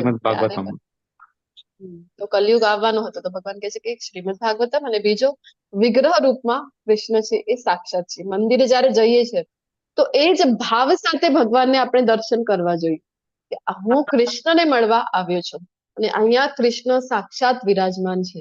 તો કૃષ્ણની પ્રાણ પ્રતિષ્ઠા થયેલી છે મંદિરમાં. એ જ રીતે બધી સેવાઓ થતી હોય છે કે એક વ્યક્તિ અહીંયા વિરાજમાન છે. કયા વ્યક્તિ છે? તો રાજાની જેમ કૃષ્ણની છે. એ બધા જ ઇસ્કોન ટેમ્પલમાં તમે જોશો તો ખબર પડશે કે બધી જ સેવાઓ એકદમ ટોપ ક્લાસ થતી હોય છે. શૃંગારમાં પણ ક્યારે પણ કોઈ પણ ઢીલ રાખવામાં આવતી નથી ભગવાનની બધી જ સેવાઓમાં. તો સાક્ષાત કૃષ્ણ ત્યાં વિરાજમાન છે. સાક્ષાત કૃષ્ણને આપણે મળીને આવ્યા છીએ મંદિરથી, જો આપણે જઈને આવ્યા છીએ તો હવે આગળ કૃષ્ણ છે કે કહી રહ્યા છે કે પોતાનો મત તો જણાવી દીધું કે જે સાકારમાં માને છે, મારા રૂપમાં જે માને છે એ વધારે સિદ્ધ છે. હવે કહે છે કે પરંતુ જે લોકો વિભિન્ન ઇન્દ્રિયોને સંયમિત કરીને તથા સૌ પ્રત્યે સમભાવ રાખીને પરબ્રહ્મના નિરાકાર પાસામાં તે અવ્યક્તની પૂર્ણ રીતે પૂજા કરે છે, કે જે ઇન્દ્રિય અનુભૂતિથી પર છે, હવે જે આ જે નિરાકારની ઉપાસના છે એની વાત કરી રહ્યા છે. નિરાકારની ઉપાસના ઇન્દ્રિય અનુભૂતિ પર છે. કારણ કે કેવી રીતે આપણે જો આંખો બંધ કરીને આમ ઓમ કરીને ધ્યાન કરવાનો પ્રયત્ન કરીએ તો આપણે એને જાણી શકાય છે. આપણે એક તેજનો ધ્યાન કરવા માટે આપણને જો કહેવામાં આવે કેવી રીતે આપણે ધ્યાન કરીશું આ જે તેજ છે એનું, તો ઇન્દ્રિયની અનુભૂતિથી એ પર છે. તો આપણે જે ઇસ્કોનમાં કરીએ છીએ, શું કરીએ છીએ? વિગ્રહ સેવા જયારે કરી રહ્યા છીએ તો આપણે બધી ઇન્દ્રિયોને આપણે કૃષ્ણની સેવામાં લગાવીએ છીએ. તો આપણે જોયું કે ઇન્દ્રિયોથી પર થવું એ સંભવ નથી, ખૂબ જ ડિફિકલ્ટ છે ઇન્દ્રિયોથી પર થવું. પરંતુ આપણે શું કરીએ છીએ કે ઇન્દ્રિયોને ડાયવર્ટ કરીએ છીએ કે ભગવાનની સેવામાં લગાડી દઈએ છીએ. તો સર્વવ્યાપી છે, અચિંત્ય છે અને અપરિવર્તનીય છે. જે નિરાકાર બ્રહ્મ છે એના વિશે કહી રહ્યા છે. અચળ છે તથા સ્થિર છે, તેઓ સર્વના કલ્યાણમાં પરોવાયેલા રહીને અંતે મને પ્રાપ્ત કરે છે. તો કહી રહ્યા છે કે એવું નથી કે જે નિરાકાર, આપણને એમ થાય ઘણી વખત પ્રશ્ન થાય કે જો ભક્તિમય સેવા કરીએ તો જ કૃષ્ણની પ્રાપ્તિ થાય છે, અને જે લોકો હિમાલયની ગુફામાં જઈને બેસી ગયા છે અનેક વર્ષો સુધી ઓમ કરીને આમ નિરાકારની જે ઉપાસના કરી રહ્યા છે તો એમનું શું થશે? એમને ભગવત પ્રાપ્તિ થશે ખરી કે નહીં થાય? તો બ્રહ્મની જે ઉપાસના છે ને એક તો ખૂબ ડિફિકલ્ટ છે, બીજું એ કે ત્યાંથી પતન થવાના ચાન્સીસ ખૂબ જ હાઈ રહેલા છે. તો એટલા માટે કૃષ્ણ છે આગળના શ્લોકમાં આપણને જણાવશે. એવું નથી કે પછી એમને કૃષ્ણની પ્રાપ્તિ નથી થતી, એમને પણ થાય છે, પરંતુ અહીંયા જે કઈ નિયમો બતાવી ગયા છે વાંચીને આપણને ખબર પડશે કેટલું ડિફિકલ્ટ છે કે બધા ઇન્દ્રિયોને સંયમિત કરવાનું છે, બધા પ્રત્યે સમભાવ અને જે ઇન્દ્રિય અનુભૂતિથી પર છે એમાં જ મન લગાવવાનું છે, બીજું કઈ કરવાનું જ નથી. કેટલું ડિફિકલ્ટ છે અત્યારે કલયુગમાં આપણે છીએ. તો આવી રીતે ભગવાનની ઉપાસના કરવી કોઈ જે નિરાકાર સ્વરૂપમાં તો કેટલો ડિફિકલ્ટ છે. તો આગળ ભગવાન કહી રહ્યા છે કે એવું નથી કે મને પ્રાપ્ત નહીં કરી શકું, પણ આપણે બધા ભગવાનના બાળકો છીએ ને, તો ભગવાનને શું છે કે બાળકો ને કેવી રીતે ઇઝીલી કોઈ પણ વસ્તુ છે, કોઈ પણ કાર્ય કરી રહ્યા છે તો એને ઇઝી બનાવીને આપવું. એઝ અ પેરેન્ટ પણ આપણે શું કરી રહ્યા છે કે કરીએ કે જે કંઈ પણ કામ છે આપણા બાળકોને બતાવીએ કે આમ નહીં ને આમ કર તો તારું કામ જલ્દી થઈ જશે. આમ કૃષ્ણની પણ ઈચ્છા છે કે આપણે શું કામ આટલો ડિફિકલ્ટ રસ્તો ચૂઝ કરીએ? ભગવાન આપણને સમજાવી રહ્યા છે કે ક્લેશો અધિકતર તેષામ અવ્યક્તા સક્ત ચેતસા અવ્યક્તા હિ ગતિર દુઃખમ દેહવ ધીરવાપ્યતે, કે જે મનુષ્યોના મન પરમેશ્વરના અવ્યક્ત નિર્વિશેષ પાસા પ્રત્યે આસક્ત હોય છે, નિરાકારની જે ઉપાસના કરી રહ્યા છે તેમને માટે પ્રગતિ કરવાનું અત્યંત કષ્ટપ્રદ હોય છે. તો દેહધારીઓ માટે તે ક્ષેત્રમાં પ્રગતિ સાધવી હંમેશા દુષ્કર હોય છે. તો આપણે બધા દેહધારીઓ છે કે નહીં? આપણે બધા પણ દેહધારીઓ છે. તો બે રસ્તા છે આપણે સમક્ષ. જો આપણને અહીંયાથી જ્યાં પણ આપણે છીએ, ધારો કે આપણે કોઈ અમદાવાદમાં છીએ, છીએ ગુજરાતની સિટી, ત્યાંથી આપણને જવાનું છે ક્યાં? તો વૃંદાવન. હવે વૃંદાવન જવું છે, આપણી પાસે બે રસ્તાઓ છે. એક રસ્તો કેવો છે? તો 6 લેન છે, કે સ્મૂથ રસ્તો છે આખો. તો સરસ મજાથી આપણી કાર છે ઇઝીલી ત્યાંથી જઈ રહી છે, ને બધી જ ફેસિલિટી રસ્તામાં આપણને ઇઝીલી મળી રહી છે. આપણે ગાડીથી જઈ રહ્યા છે ને બધી ફેસિલિટીઝ છે, કે ધારો કે આપણને ત્યાં સરસ મજાની હોટેલ પણ વચમાં આવશે, તો જમવાની પણ કોઈ ચિંતા કરવાની આવશ્યકતા નહીં રહે. ગાડીને કઈ પ્રોબ્લેમ થઈ જાય તો સર્વિસ સેન્ટર પણ ત્યાં છે. આ બધી ફેસિલિટી ત્યાં છે. તો એક તો આ રસ્તો છે, ઇઝીલી સ્મૂથલી પહોંચી જાઓ. ને બીજો એક રસ્તો છે કે જે ખાડાવાળું છે, ગામથી પસાર થઈ રહ્યું છે, અને કેવું છે તો ખૂબ ખાડા કબડા રસ્તામાં આવી રહ્યા છે. તો પછી ત્યાંથી કેવી રીતે પસાર થાય? તમારી ગાડી છે એ સ્મૂથ ચાલશે? સરળ નહીં. ત્યાંથી તો તમારી ગાડી આમ જે રસ્તો છે ત્યાંથી ખાડા ખબડા વચમાં આવે છે, તો કેટલું તમારે રસ્તામાં તમારે તકલીફ પડી રહી છે. અને બીજો, કોઈ સર્વિસ સેન્ટર નથી ત્યાં, કોઈ રસ્તામાં તમને જમવાની વ્યવસ્થા મળવાની નથી, કોઈ ફેસિલિટી મળવાની નથી. તો આ બે રસ્તા છે, તો તમે કયો રસ્તો છે એ ચોઈસ કરશો વૃંદાવન જવા માટે? ઓબ્વિયસલી આપણે જે 6 લેન છે, કારણ કે એક તો જલ્દી પહોંચી જવાય છે, બીજું એ કે ત્યાં સર્વિસ સેન્ટર છે, બધી સુવિધાઓ પણ આપણને મળી રહે છે. તો એ રસ્તો આપણે પસંદ કરીશું કે નહીં? સેમ વે અહીંયા આપણે જયારે આપણી પાસે બે માર્ગ છે, કયા? સાકાર ને નિરાકાર. તો સાકાર માર્ગ ઉપર છીએ તો 6 લેન છે. જલ્દીથી આપણે વાત કરી હતી ને કે પ્રભુપાદજી આપણને શું આપીને ગયા છે? આપણને લિફ્ટ આપીને જાય છે. ડે 1 થી જ આપણે જો પ્રભુપાદજીની પરંપરામાં છીએ તો ડે 1 થી જ આપણને આ ભક્તિ છે એ આપી હતી છે. તો ભક્તિમય સેવાઓ કરીએ લિફ્ટની સમાન છે. લિફ્ટમાં બેસી ગયા છે તો તરત જ આપણે છે ધારો કે 7મા માળે પહોંચવાનું છે તો તરત આપણે પહોંચી શકાય છે ઇઝીલી. સેમ વે આપણને આ 6 લેન વાળું રસ્તો છે એ ભક્તિમય સેવાઓ છે. ત્યાં જો જવાનું છે તો બધી ફેસિલિટી છે. અહીંયા સર્વિસ સેન્ટર પણ છે, ભક્તો છે, ભક્તોના સંઘમાં રહીને આપણે ભક્તિ કરી રહ્યા છે. તો તરત જ આપણને એકબીજાનો સાથ મળી રહે છે. કે તરત આપણે એકબીજાને કઈ પણ ડિફિકલ્ટી આવી છે કે ના મને 16 માળા કરવાની ઈચ્છા તો છે, પરંતુ આ જગ્યા ઉપર હું અટકી રહ્યો છું, આ ભક્તિની સેવા મને આ પ્રમાણે તકલીફ પડી રહી છે, કેવી રીતે હું આગળ વધું, કેવી રીતે પ્રગતિ કરું. તો અહીંયા આપણી પાસે કેવી સરસ મજાની સિસ્ટમ છે. સર્વિસ સેન્ટર કેવું છે કે હેન્ડ હોલ્ડિંગ સર્વિસ સિસ્ટમ છે. જ્યાં આપણે અટકી રહ્યા છીએ આપણે, તો આપણને ખૂબ જ સારું એવું માર્ગદર્શન મળી રહે છે. તો આવા રસ્તેથી જવાનું સારું કે પછી ખાડા ખબડા વાળું આવું આટલું ડિફિકલ્ટ નિરાકારની ઉપાસના કરો, આટલી ઇન્દ્રિયો પર નિયમન કરીને, ઠંડી ગરમી કોઈ ચિંતા કરવાની નથી, આવી રીતે જઈ હિમાલયની ગુફાઓમાં જઈને નિરાકારની ઉપાસના કરવી, એ ડિફિકલ્ટ રસ્તો શું કામ આપણે ચોઈસ કરવાનું, જ્યાંથી પતન થવાના પણ પૂરેપૂરા ચાન્સ છે. એટલા માટે કૃષ્ણ આપણા બધાના માતા પિતા પણ છે, કૃષ્ણ પરમ પિતા છે. તો એ નથી ઈચ્છતા કે એમના બાળકોને એટલે કે આપણા બધા જીવ માત્રને કોઈ પણ જાતની ડિફિકલ્ટી આવે. એટલે કૃષ્ણ છે એ ઈઝી માર્ગ આપણને બતાવી રહ્યા છે. પરંતુ જે મનુષ્ય પોતાના સર્વ કર્મ મારામાં અર્પિત કરીને તથા અવિચળ ભાવે ભક્તિ કરતા રહી, મારી સેવામાં લાગેલા રહી અને પોતાના મનને મારામાં સ્થિર કરી નિરંતર મારું ધ્યાન કરે છે, તેમના માટે હે પાર્થ, હું જન્મ મરણ રૂપી સાગરમાંથી તત્કાળ ઉદ્ધાર કરનારો થાઉં છું. તેષામ અહમ સમુદ્ધરતા મૃત્યુ સંસાર સાગરાત. કે જે ભગવાનની ભક્તિમાં સેવા કરી રહ્યા છે, મન ક્યાં લગાવેલું છે? કૃષ્ણમાં. બુદ્ધિ કૃષ્ણમાં. જે કંઈ પણ કર્મ કરી રહ્યા છે કોની માટે કરી રહ્યા છે? કૃષ્ણ માટે. તો આવી રીતે જો ભગવાનની સેવા કરીએ તો પછી કૃષ્ણ કહે છે આવા લોકોને કોઈ ચિંતા કરવાની આવશ્યકતા રહેતી નથી.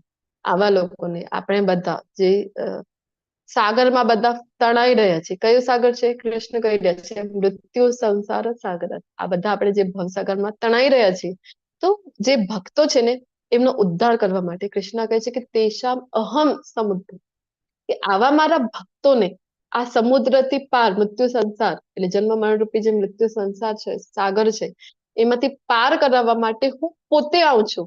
કૃષ્ણ કેટલા કૃપાળુ છે. એવું નહીં કે હવે કૃષ્ણ તો પોતે ત્રિલોકના અધિપતિ છે, તો ધારે તો કૃષ્ણ કોઈને પણ મોકલી શકે ને. પોતાના એટલા બધા પ્રતિનિધિઓ છે, દેવતાઓ છે, કોઈને પણ મોકલી શકે છે. પરંતુ કૃષ્ણ શું કહે છે કે ના, હું કોઈને મોકલતો નથી મારા ભક્તો માટે. મારા ભક્તો માટે તો હું પોતે આવું છું. પોતે આવે છે. કેવી રીતે આવે છે? તો ગરુડ મહારાજ ઉપર અહીંયા આપણને દેખાઈ રહ્યા છે. ભક્ત છે જ્યારે સંપૂર્ણ કૃષ્ણની શરણાગતિ છે, બંને હાથ ઊંચા કરીને. શું કામ? આપણે પણ જ્યારે પણ સેશનની શરૂઆત કરીએ, એન્ડ થાય છે સેશન, તો બંને હાથ ઊંચા કરીને હરે કૃષ્ણ મહામંત્ર શું કામ બોલીએ છીએ? તો આ ભાવ છે આની પાછળ, કે આપણે ભગવાનની શરણાગતિ સ્વીકારી રહ્યા છે, જે ચૈતન્ય મહાપ્રભુએ આપણને આપેલું છે આ ભાવ. તો બંને હાથ ઊંચા કરીને આપણે ભગવાનની શરણાગતિ સ્વીકારીએ અને પછી કૃષ્ણ તરત જ આવી જાય છે. અને જો અહીંયા આપણને દેખાઈ રહ્યા છે કે ગરુડજી ઉપર સવાર થઈને કૃષ્ણ પોતે આવે છે અને હાથ લંબાવીને પોતાના ભક્તને હાથ પકડીને લઈ જાય છે. ચાલ ને મારા ધામમાં, શું કામ અહીંયા હેરાન થઈ રહ્યો છે, આવી જાને, એવી રીતે લઈ જાય છે. બીજું એ કે કોઈ બાળક છે, બાળક જો ખૂબ રડે છે તો જસ્ટ અ મોમેન્ટ,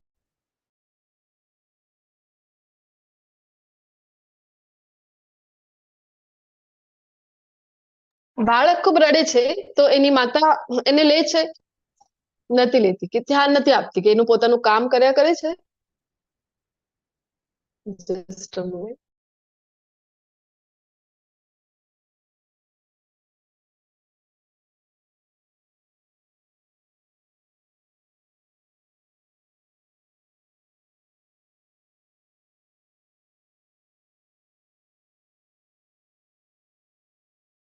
હરે કૃષ્ણ. તો જયારે બાળકો રડે છે તો માતા એટલું ધ્યાન આપતું નથી, કે પોતાનું કાર્ય જ કર્યા કરે છે.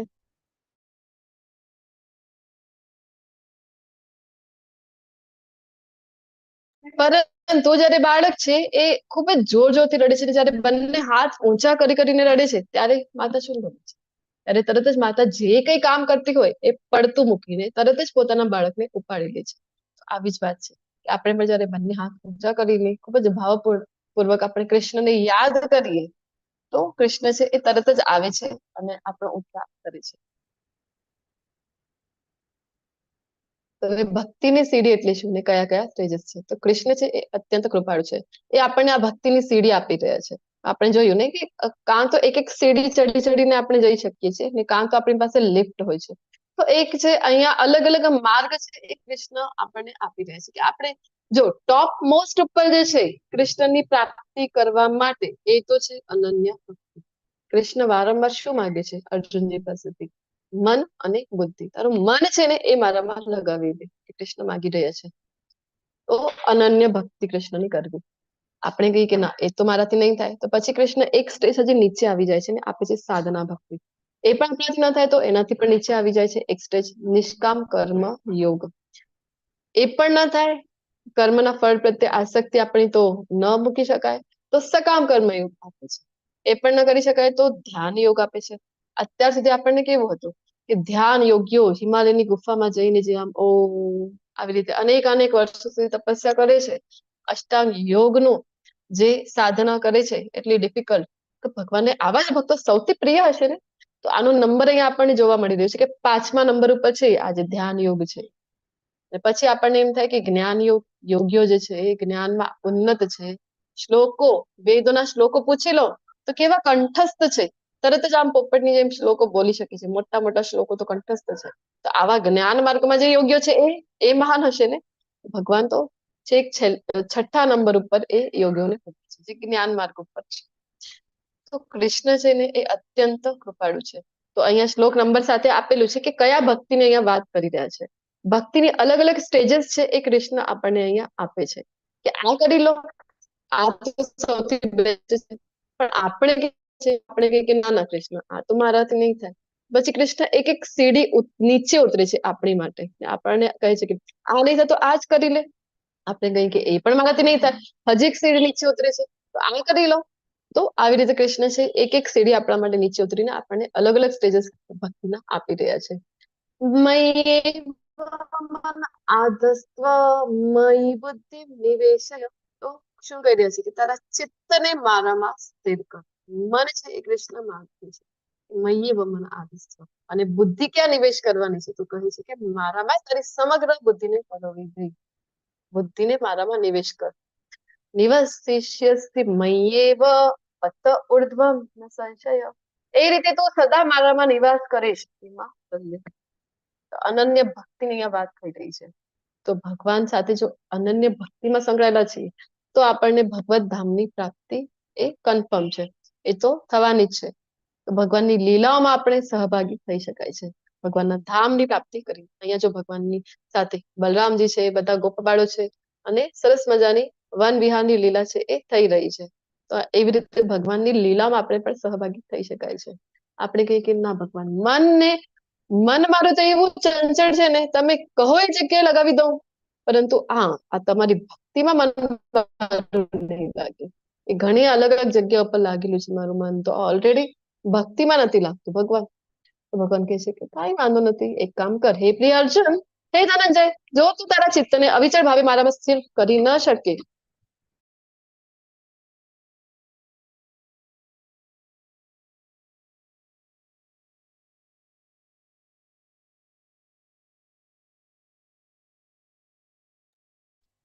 તો તું ભક્તિ યોગના વિધિ વિધાનોનું પાલન કર.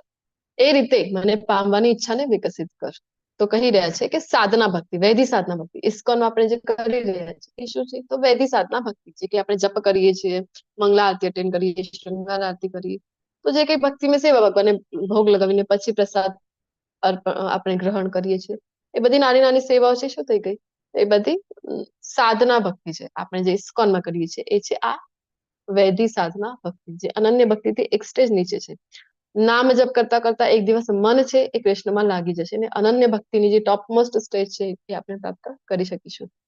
તો ક્યાંથી પ્રાપ્ત કરવી ભગવાન, આપણને જે પ્રશ્ન થાય કે આ સાધના ભક્તિ કેવી રીતે, આ વિધિ વિધાનોનું પાલન, આ વિધિ વિધાનો કોણ બતાવશે? ભગવાન કહે છે ચોથા અધ્યાયમાં તો જણાવી દીધું હતું, તદ્વિધિ પ્રણિપાતેન પરિપ્રશ્નેન સેવયા, કે સદગુરુના શરણે જા, એ તને બતાવશે કે કયા વિધિ વિધાનો છે, ભક્તિમાં કયા નિયમોનું પાલન કરવાનું છે, 4 નિયમોનું પાલન કરવાનું છે.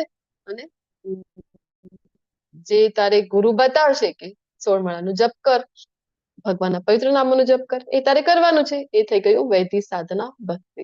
તો આપણે કહીએ કે ભગવાન આ નિયમોના પાલન કરવાના, નામ જપ કરવાના એ મારાથી નહીં થાય કૃષ્ણ, તો પછી કૃષ્ણ છે એક સ્ટેજ હજી નીચે ઉતરે છે, કહે છે કે જો તું ભક્તિ યોગના વિધિ વિધાનોનું પાલન ન કરી શકે, આ નિયમો તારાથી નથી પાલન થતા, તો તું મારા માટે કર્મ કરવાનો પ્રયત્ન કર, કારણ કે મારા માટે કર્મ કરવાથી તું પૂર્ણ અવસ્થાને પ્રાપ્ત કરીશ.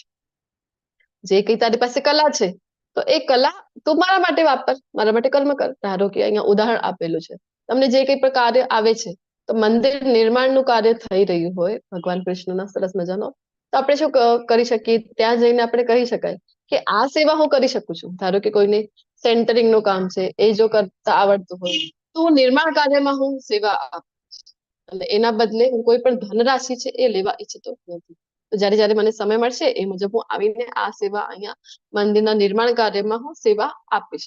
અથવા તો કોઈને પેન્ટિંગ હોય છે એનું શોખ હોય તો આ સેવા હું મંદિર નિર્માણ કાર્યમાં પેન્ટિંગની સેવા છે એ આપવા ઈચ્છું છું, એના માટે કોઈ ધનરાશિ હું લઈશ નહીં. શું થાય આવી રીતે? ભગવાન કહે છે પૂર્ણ અવસ્થાને પ્રાપ્ત કેવી રીતે પ્રાપ્ત થાય? તો ધીરે ધીરે આવે અને જયારે પોતાનો ત્યાં સેવા આપવાની શરૂઆત કરે, મંદિર નિર્માણ થઈ રહ્યું છે અને એ સેવા આપતા આપતા જોઈ કે ત્યાં ભક્તો આવી રહ્યા છે એવરીડે. શું કરે છે ભક્તો છે? નામ જપ કરે છે. તો જોતા જોતા ભક્તોને એને પણ એક દિવસ ઈચ્છા થશે કે આ બધો આવીને અહીંયા શું કરતા હોય છે, કેવી રીતે જપ કરે છે, તો એમને કહે છે કે મને પણ શીખડાવો ને. એટલે એક સ્ટેજ ઉપર આવી ગયો એ પોતે પણ જયારે માળા કરતો થઈ જાય તો પોતે પણ મત કર્મ, ભગવાને જે કીધું છે કે મારા માટે કર્મ કર, એનાથી એક સ્ટેજ ઉપર એટલે કે સાધના ભક્તિ ઉપર આવી જશે આવી રીતે. એટલે ભગવાન કહી રહ્યા છે કે તું પૂર્ણ અવસ્થાને પ્રાપ્ત કરીશ. આપણે કહીએ કે ના કૃષ્ણ, આ તો હું ન કરી શકું, નિષ્કામ કર્મ યોગ છે આ જે શ્લોકમાં ભગવાન બતાવી રહ્યા છે, મત કર્મ એટલે મારા માટે જ કર્મ કર, કોઈ પણ ફળની આસક્તિ વગર.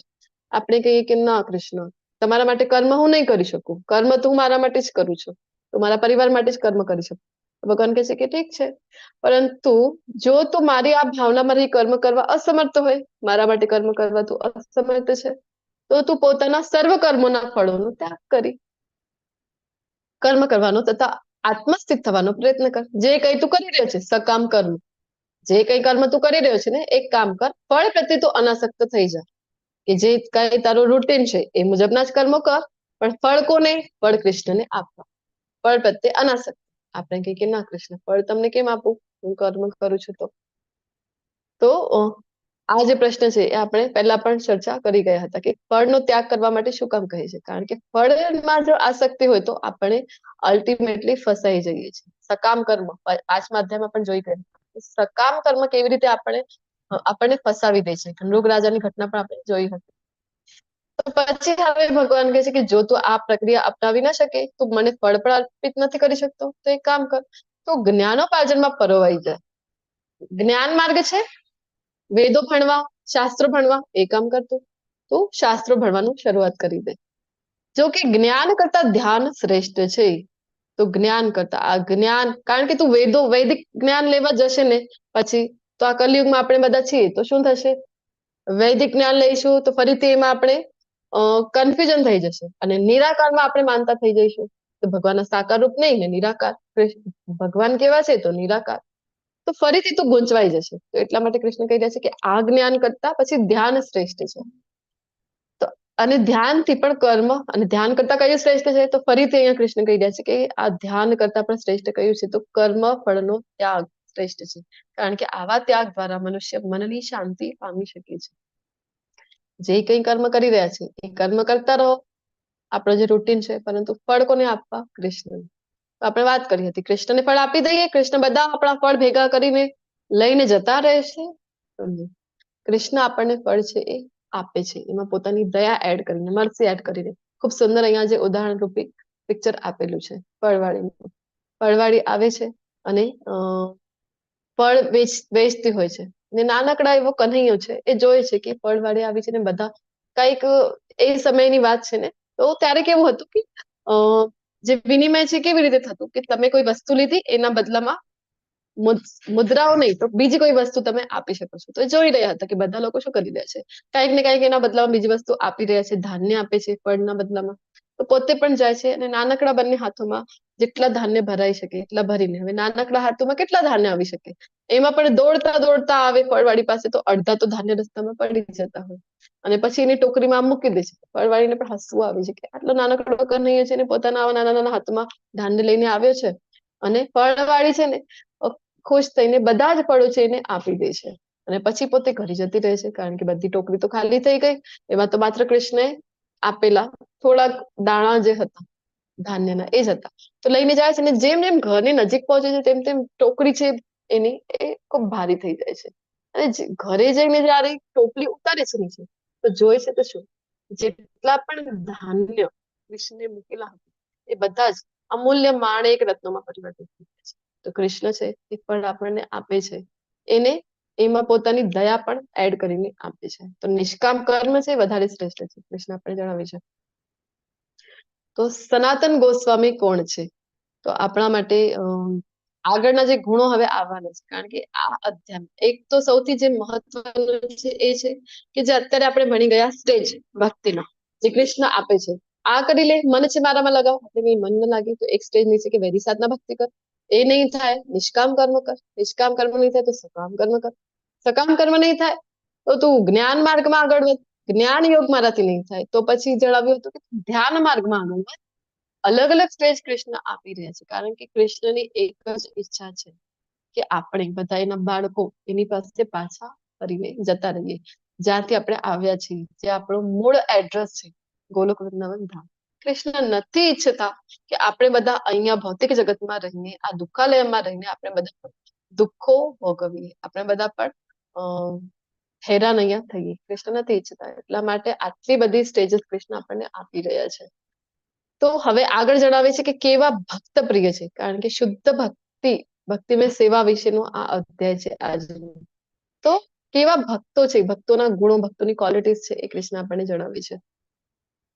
આપણે જોઈએ તો જે તે ગુણો બતાવે છે ને એની સાથે સાથે આપણે એક ઉદાહરણ લીધેલું છે જેમાં એકદમ પરફેક્ટ ફિટ બેસે છે. તો સનાતન ગોસ્વામી આપણા ષડ ગોસ્વામી ગણમાંથી એક છે. એવા સનાતન ગોસ્વામી આપણે ચર્ચા કરી હતી દેવનમાં પણ કે અત્યારે જે વૃંદાવનના દર્શન આપણને થઈ રહ્યા છે એ ષડ ગોસ્વામી ગણની આપણા ઉપર કૃપા છે. તો એમાં સનાતન ગોસ્વામી રૂપ ગોસ્વામીના જે મોટા ભાઈ હતા અને ભગવાનના ભક્ત છે આ બધા, એમની કૃપાથી આપણને બધી જ લીલા સ્થળીઓ એમને ઉજાગર કરેલી છે. તો એ જપ કરતા હતા વૃંદાવનમાં, આપણે જોઈ શકીએ છીએ એક જગ્યા ઉપર બેસીને સરસ મજાના ભગવાનના નામના જપ કરી રહ્યા હતા. તો શું થાય છે એ જગ્યા ઉપર કે મચ્છરોનો ખૂબ ત્રાસ હોય છે, તો મચ્છર એમને હેરાન કરે, તો મચ્છરોમાં ધ્યાન જતું રહે, પછી મન છે એ કૃષ્ણમાં ન લાગે, તો એ વિચાર કરે છે કે આ જગ્યા છોડીને હું જતો રહું. તો એવી રીતે જવા માટે જયારે નીકળે છે ને ત્યારે શિવજી પોતે ત્યાં આવે છે અને પૂછે છે કે શું કામ તમે અહીંયાથી જઈ રહ્યા છો? તમે કેટલો સરસ જપ કરો છો ભગવાનના, મને ખૂબ ગમે છે, તમે અહીંયા જ રહીને જપ કરો ને. ત્યારે સનાતન ગોસ્વામી જણાવે છે કે મચ્છરોનો ખૂબ ત્રાસ છે, તો મન છે એ કૃષ્ણમાં નથી લાગતો. તો પછી શિવજીની કૃપાથી એ જગ્યા ઉપર મચ્છરો ક્યારે પણ હેરાન કરતા નથી. સનાતન ગોસ્વામી એ જગ્યા ઉપર રહીને સરસ મજાના જપ કરે છે. તો અત્યારે પણ એ સ્થળ વૃંદાવનમાં જોઈએ તો ત્યાં આપણને કોઈ પણ મચ્છર જોવા મળતા નથી. તો એવા શિવજી પોતે પણ આવતા હતા, એમને વારંવાર દર્શન આપવા. એવા મહાન ભક્ત છે સનાતન ગોસ્વામી. તો કારણ કે અત્યારે જે ગુણો બતાવી રહ્યા છે એ બધા જ ગુણો જે ધરાવતા હતા. જે મનુષ્ય કોઈનો દ્વેષ કરતો નથી પરંતુ જીવ માત્રનો દયાળુ મિત્ર હોય છે, જે પોતાને સ્વામી માનતો નથી. ખૂબ મહત્વનો ગુણ છે. આપણે તો કેવું છે કે આપણે પોતાને જ સ્વામી, આપણે જ પોતાને કંટ્રોલર બનવાની ઈચ્છા છે કે હું કહું એમ થવું જોઈએ એવી આપણા મનમાં ઈચ્છા હોય છે, તથા મિથ્યા અહંકારથી રહિત છે. આપણા બધાની અંદર એક ફોલ્સ ઈગો છે, મિથ્યા અહંકાર છે. હું પણ જે છે ને એ આપણો મિથ્યા અહંકાર છે. જે સુખ તથા દુઃખમાં સમાન રહે છે, જે સહિષ્ણુ છે, સદા સંતુષ્ટ રહે છે, આત્મ સંયમી હોય છે તથા દૃઢ નિશ્ચયપૂર્વક મારામાં મન તથા બુદ્ધિ સ્થિર કરી ભક્તિ પરાયણ રહે છે, આવો ભક્ત મને બહુ પ્રિય હોય છે. આ બધા જે ભગવાન ગુણો ગણાવી રહ્યા છે સનાતન ગોસ્વામીના અંદર આ બધું જ ગુણો આપણને જોવા મળે છે. હવે ચિત્રકેતુ મહારાજ કોણ હતા? ચલો કોઈને આ સ્ટોરી ખ્યાલ છે તો તમે શેર કરી શકશો. હરે કૃષ્ણ. ચિત્રકેતુ મહારાજની ઘટના કોઈને ખબર છે, ખ્યાલ છે? મતલબ શિવજી કથા કહેતા ત્યારે ચિત્રકેતુ ત્યાં પાપ કરે છે ને, એ જ ને માતાજી? જી હા જી, ખ્યાલ છે તમને? તમે એનું વર્ણન કરી શકો છો? જી માતાજી, યસ. ચિત્રકેતુ મહારાજ ગંધર્વમાંના એક રાજા હતા. તેમને 1 કરોડ રાણી હતી, જે આપણે તો કદાચ એ વાર્તા તમે પણ કહી કે એમના પુત્રને પછી નારદજી જીવતા કરે છે ને એ જ ચિત્રકેતુ મહારાજ. પછી જ્યારે એમની રાણીઓ સાથે વિહાર કરતા હોય છે ત્યારે તે શંકર ભગવાન ને પાર્વતી માતાને આવી રીતે કથા કરતા જોવે છે. તો એ મે બી અવગણના કરે છે શિવજીની. હસે છે. એ જ છે ને માતાજી વાત? યસ માતાજી, યસ. હા. તો પછી પછી એમને એમાં શ્રાપ આપે શંકર છે. ભગવાન તો પછી એમને મહાન શ્રાપ વૈષ્ણવ આપે છે, તો છે. એ તો કાંઈ રિસ્પોન્સ નથી આપતા, પણ પાર્વતી માતા એમને શ્રાપ આપે છે. હમ.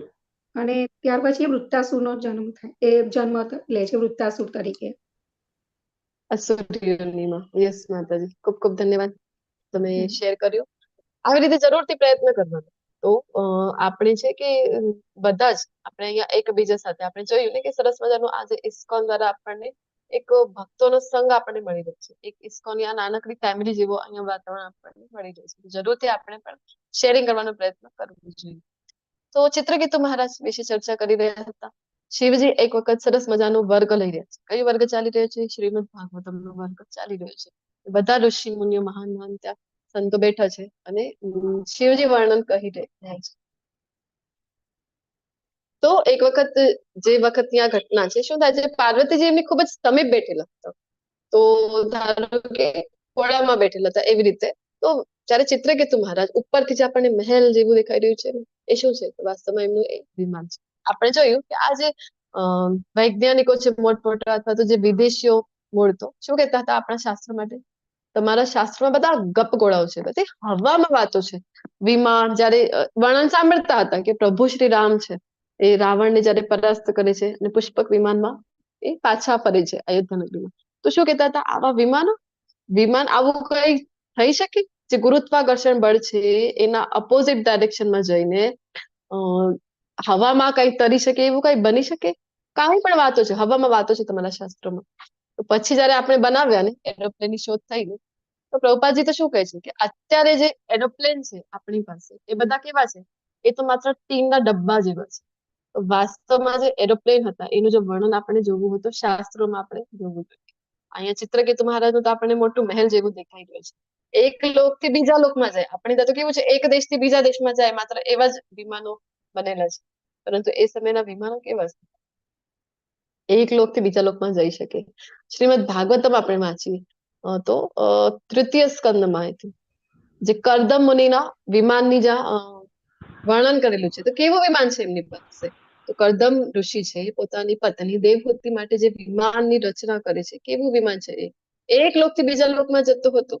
ને બીજો એ કે બધું જ સ્વિમિંગ પુલ, ગાર્ડન, બધું જ એની અંદર હતું, એ વિમાનની અંદર. અને એમની દાસીઓ કેટલી હતી? દેવહૂતિ રાણી માટે જે દાસીઓ ત્યાં હતી, 1000 તો દાસીઓ હતી વિમાનમાં. આવા વિમાનોનું વર્ણન આપણને શાસ્ત્રમાં જોવા મળે છે. તો અહીંયા ચિત્રકેતુ મહારાજ છે, વિમાનથી જઈ રહ્યા હતા આકાશ માર્ગે. જયારે આ ઘટના જોઈ છે તો સ્મિત કરે છે. તો વાસ્તવમાં એમને સારું લાગે છે કે જો શિવજી કેટલી સરસ અહીંયા કથા કરી રહ્યા છે, પરંતુ પાર્વતીજીને ખોટું લાગી રહ્યું છે કે તો મારા ઉપર હસી રહ્યા છે, કારણ કે શિવજીના સમીપ બેઠા છે. તો એમને થાય છે કે એમનો પરિહાસ કરી રહ્યા છે. તો પછી પાર્વતીજી એમને કહે છે કે તમને હસવાનો ખૂબ શોખ છે ને, તો ચાલો હું તમને શ્રાપ આપું છું કે તમે અસુર યોનિને પ્રાપ્ત કરો. અને ત્યાં પછી અસુરો શું કરતા હોય છે?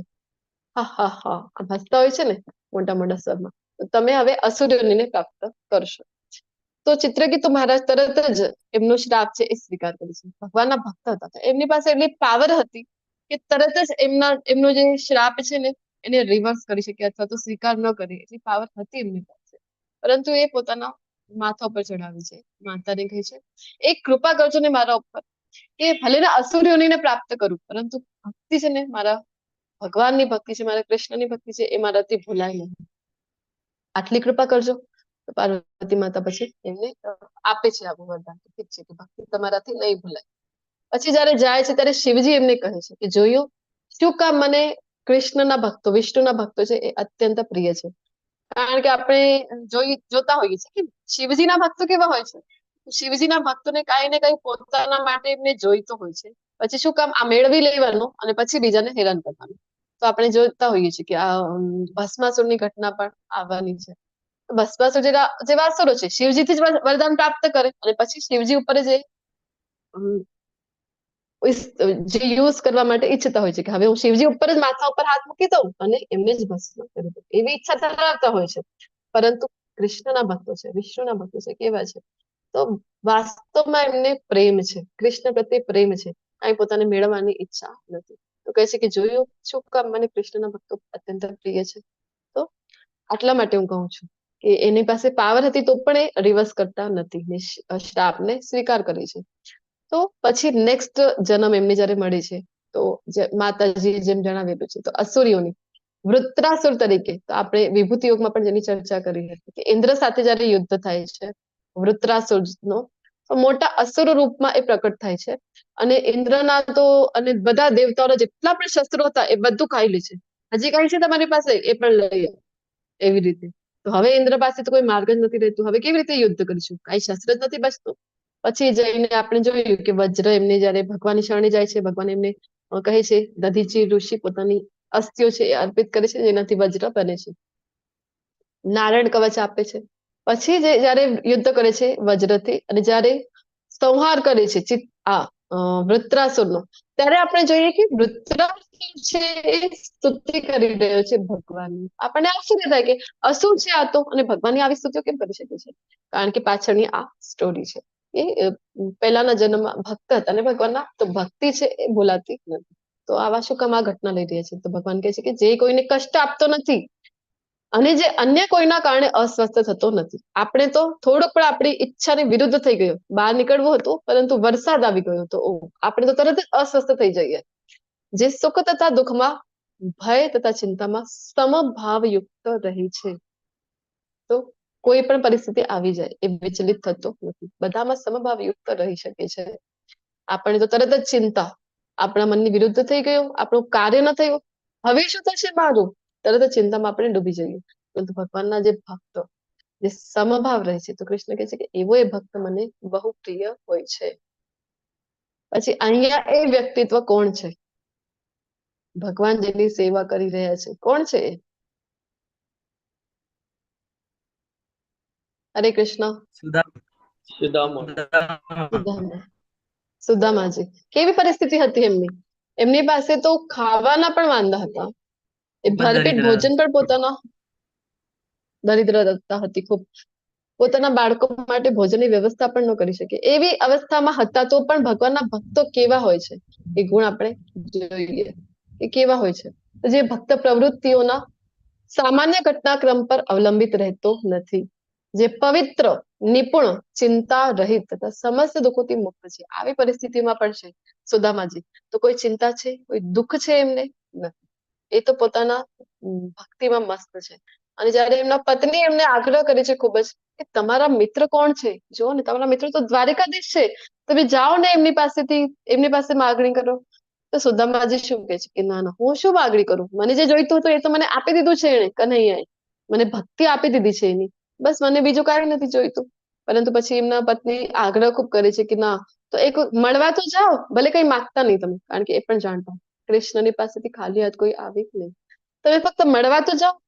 તો પછી સુદામાજી છે એ આગ્રહ માની લે છે અને જવું કોઈની પાસે. આપણે ભીષ્મ પિતામહનો પણ પ્રસંગ લીધો હતો ત્યારે જોયું હતું કે જયારે આપણે મળવા જઈએ છીએ કોઈને, આપણા મિત્ર હોય, તો આપણે ખાલી હાથ જતા નથી ને. તો ભગવાનને પણ મળવા જયારે જઈએ ત્યારે કંઈક ને કંઈક ભગવાન માટે ગિફ્ટ છે એ લેતા જવું, કાંઈ ન હોય તો તુલસી દલ પણ લઈ જવું. મંદિરે જયારે ભગવાનને મળવા જઈએ તો સુદામાજી કઈ છે નહીં લઈ જવા માટે, તો એમના પત્ની પછી લઈ આવે છે પડોશમાંથી માંગીને, ચોખા છે એ ચોખા લઈ આવે છે અને પોટલી એની બાંધીને સુદામાજી જવા નીકળે છે.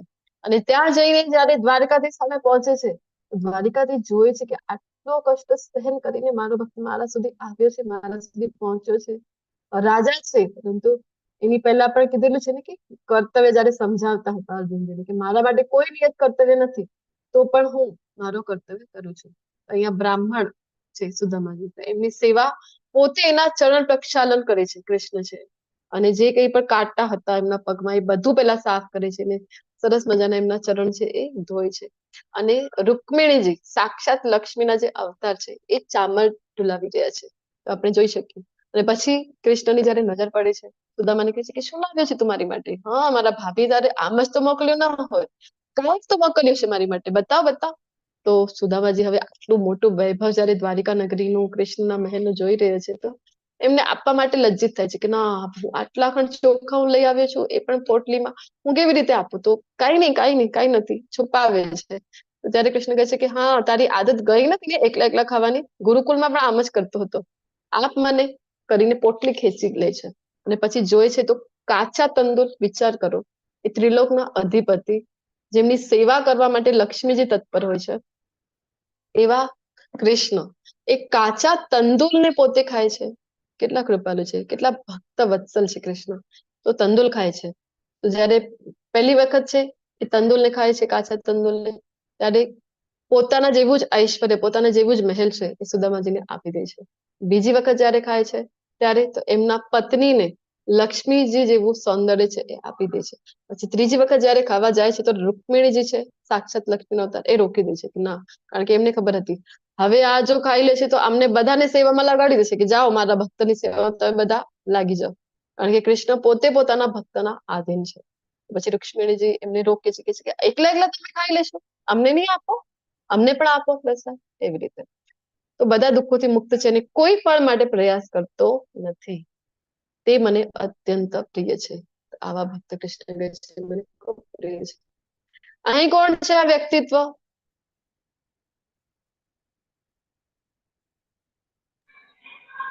હરે કૃષ્ણ. પ્રહલાદ. આપણે તો ભક્તિમય સેવામાં છીએ ને કાંઈક પણ આપણા ઉપર મુશ્કેલી આવે તો તરત જ આપણે તો વિચલિત થઈ જઈએ છીએ, પરંતુ આ પ્રહલાદ મહારાજને યાદ કરવા કેટલો એમના પોતાના પિતા જ એમનો કેટલો વિરોધ કરતા હતા અને એમને મારવા માટેના જેટલા પ્રયાસ થઈ શકે, હાથીના નીચે કુચલી દેવામાં આવે, પહાડી પરથી ફેંકી દેવામાં આવે છે, સર્પો, ઝેરીલા સર્પો વચ્ચે મૂકી દેવામાં આવે છે, કેટલાક પ્રયાસો, જેટલા સંભવિત પ્રયાસો હતા બધા કરવામાં આવે છે. પ્રહલાદ મહારાજ વિચલિત થાય છે. છેલ્લે એમના ફઈ છે એ આવે છે, હોલિકા, એ કહે છે કે મને વરદાન છે અગ્નિદેવનું, હું એને લઈને બેસી જાઉં અગ્નિમાં અને એ ભસ્મ થઈ જશે. ભગવાનના ભક્તને કોઈ હાનિ પહોંચાડી શકતું નથી. દેવી દેવતાઓના જે વરદાન છે એ પણ ત્યાં કામ કરતા નથી. ભગવાનના ભક્તની રક્ષા ભગવાન પોતે કરવા આવી જાય છે અને ઉલટાનું શું થાય છે તો એ હોલિકા છે એ જ ભસ્મ થઈ જાય છે. પ્રહલાદ મહારાજનું કઈ થતું નથી. તો જે કદી હર્ષ પામતો નથી કે કદી શોક કરતો નથી, જે પશ્ચાતાપ કરતો નથી કે કશું ઈચ્છતો નથી, અને જે શુભ તથા અશુભ બંને વસ્તુઓનો પરિત્યાગ કરે છે, વિચલિત બિલકુલ થતા નથી, ઉલટાનો ભગવાનની ભક્તિનો પ્રચાર કરે છે ગુરુકુળમાં જયારે એમને મોકલવામાં આવે છે ત્યારે. તો આવો ભક્તો કૃષ્ણ કહે છે કે મને અત્યંત પ્રિય હોય છે. આ વ્યક્તિ કોણ છે? ખ્યાલ છે કોઈને? અમરીશ મહારાજ. અમરીશ મહારાજ એકાદશીના વ્રત કરે છે ને બીજા દિવસે જયારે પારણા હોય છે, જે કોઈ કરતા છે એમને ખ્યાલ હશે કે પારણાનો એક નિશ્ચિત સમય હોય છે, એ સમયે પારણા કરવાનો હોય. તો નિર્જલા એકાદશી હતી. નિર્જલા એકાદશી હતી એ પારણા કરવાનો જયારે સમય થયો એમની ત્યાં દુર્વાસા મુનિ પધારે છે. દુર્વાસા મુનિ પધારે છે તો પછી અતિથિ આવ્યા છે આપણે ત્યાં, તો એમની સાથે જ આપણે તો ભોજન કરીએ એવો રિવાજ તો પહેલેથી જ ચાલતો આવ્યો છે. તો એ એમના માટે વેઇટ કરે છે, કારણ કે સંધ્યા સ્નાન ને બધી વિધિઓ પતાવવા માટે ગયા હોય છે દુર્વાસા મુનિ. હવે દુર્વાસા મુનિને એટલો સમય લાગે છે કે અહીંયા તો પારણાનો સમય વીતતો જાય. અમરીશ મહારાજને ભગવાનના ભક્ત હતા અને નવદા ભક્તિ જે આપણે શ્લોક લઈએ ને, શ્રવણમ કીર્તન નમ વિષ્ણુ સ્મરણમ પાદ સેવનમ, તો આ 9 પ્રકારથી ભગવાનની ભક્તિની સેવામાં પરવાયેલા અમરીશ મહારાજ. તો અમરીશ મહારાજ પછી પોતાના બધા રાજગુરુઓ છે એમને બધાને બોલાવે છે, કહે છે કે આવી આવી પરિસ્થિતિ છે, પારણા તમારે કરવી છે, સમય વીતતો જાય છે, શું કરવાનું? ત્યારે એમને જે એમના રાજગુરુઓ છે એ એમને એક સજેશન આપે છે કે તમારો નિર્જલ વ્રત હતો, એક કામ કરો, તમે ભગવાનનો ચરણામૃત લઈ લો એટલે પારણા થઈ જશે અને દુર્વાસા મુનિ માટે તમે વેઇટ કરી રહ્યા છો એ પણ તમારું રહી જશે. તો અમરીશ મહારાજને પણ યોગ્ય લાગે છે અને એ ભગવાનનું ચરણામૃતનું સેવન કરે છે. એ જ સમયે દુર્વાસા મુનિ આવી પહોંચે અને એમને ખૂબ ગુસ્સો આવી જાય છે. બધાને ખ્યાલ છે કે દુર્વાસા મુનિ પોતાના ગુસ્સા માટે પ્રસિદ્ધ છે. ગુસ્સે થઈ જાય છે અને પોતાના વાળની લટથી એક મોટા એવા અસુરને પ્રકટ કરે છે. અહીંયા પિક્ચરમાં આપણે જોઈ શકીએ છીએ. આવા અસુરને પ્રકટ કરે છે. અસુર શું કરે છે? કહે છે કે આ અમરીશ છે ને આ કપટી છે, એને તો તું મારી નાખ અત્યારે જ, આ જ ક્ષણે.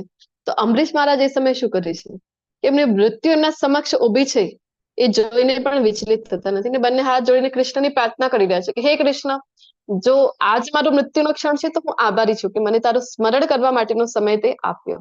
આવી રીતે ભગવાનનું સ્મરણ કરી રહ્યા છે. તો તરત જ એ જ ક્ષણે સુદર્શન ભગવાનનો ત્યાં પ્રકટ થાય છે. સુદર્શન ચક્ર આવે છે અને સૌથી પહેલા તો આ અસુરને મારી દે છે અને પછી આ દુર્વાસા મુનિનો પીછો કરે છે. દુર્વાસા મુનિના પાછળ પડે છે. હવે સુદર્શન ચક્રનો તાપ એટલું હતું એનાથી બધા જે શરીર છે એમાં બળતરા થવા લાગે છે દુર્વાસા મુનિના. અને આગળ દુર્વાસા મુનિ દોડતા જાય ને પાછળ સુદર્શન ચક્ર. આવું કરતા કરતા બ્રહ્માજી પાસે જાય, બ્રહ્માજીના લોકમાં પહોંચી જાય. બ્રહ્માજીને કહે છે કે મારી કઈ મદદ કરો. બ્રહ્માજી કહે છે કે ના, આમાં તો હું કઈ કરી શકું એમ નથી. પછી શિવજી પાસે જાય છે. શિવજીને કહે છે તમે તો કઈક મદદ કરો. શિવજી કહે છે કે આ સુદર્શન છે, આ જેનું છે એ જ એમાં કઈ કરી શકે, આપણે એમાં કઈ કરી શકાય એવું નથી. પછી જાય છે વિષ્ણુ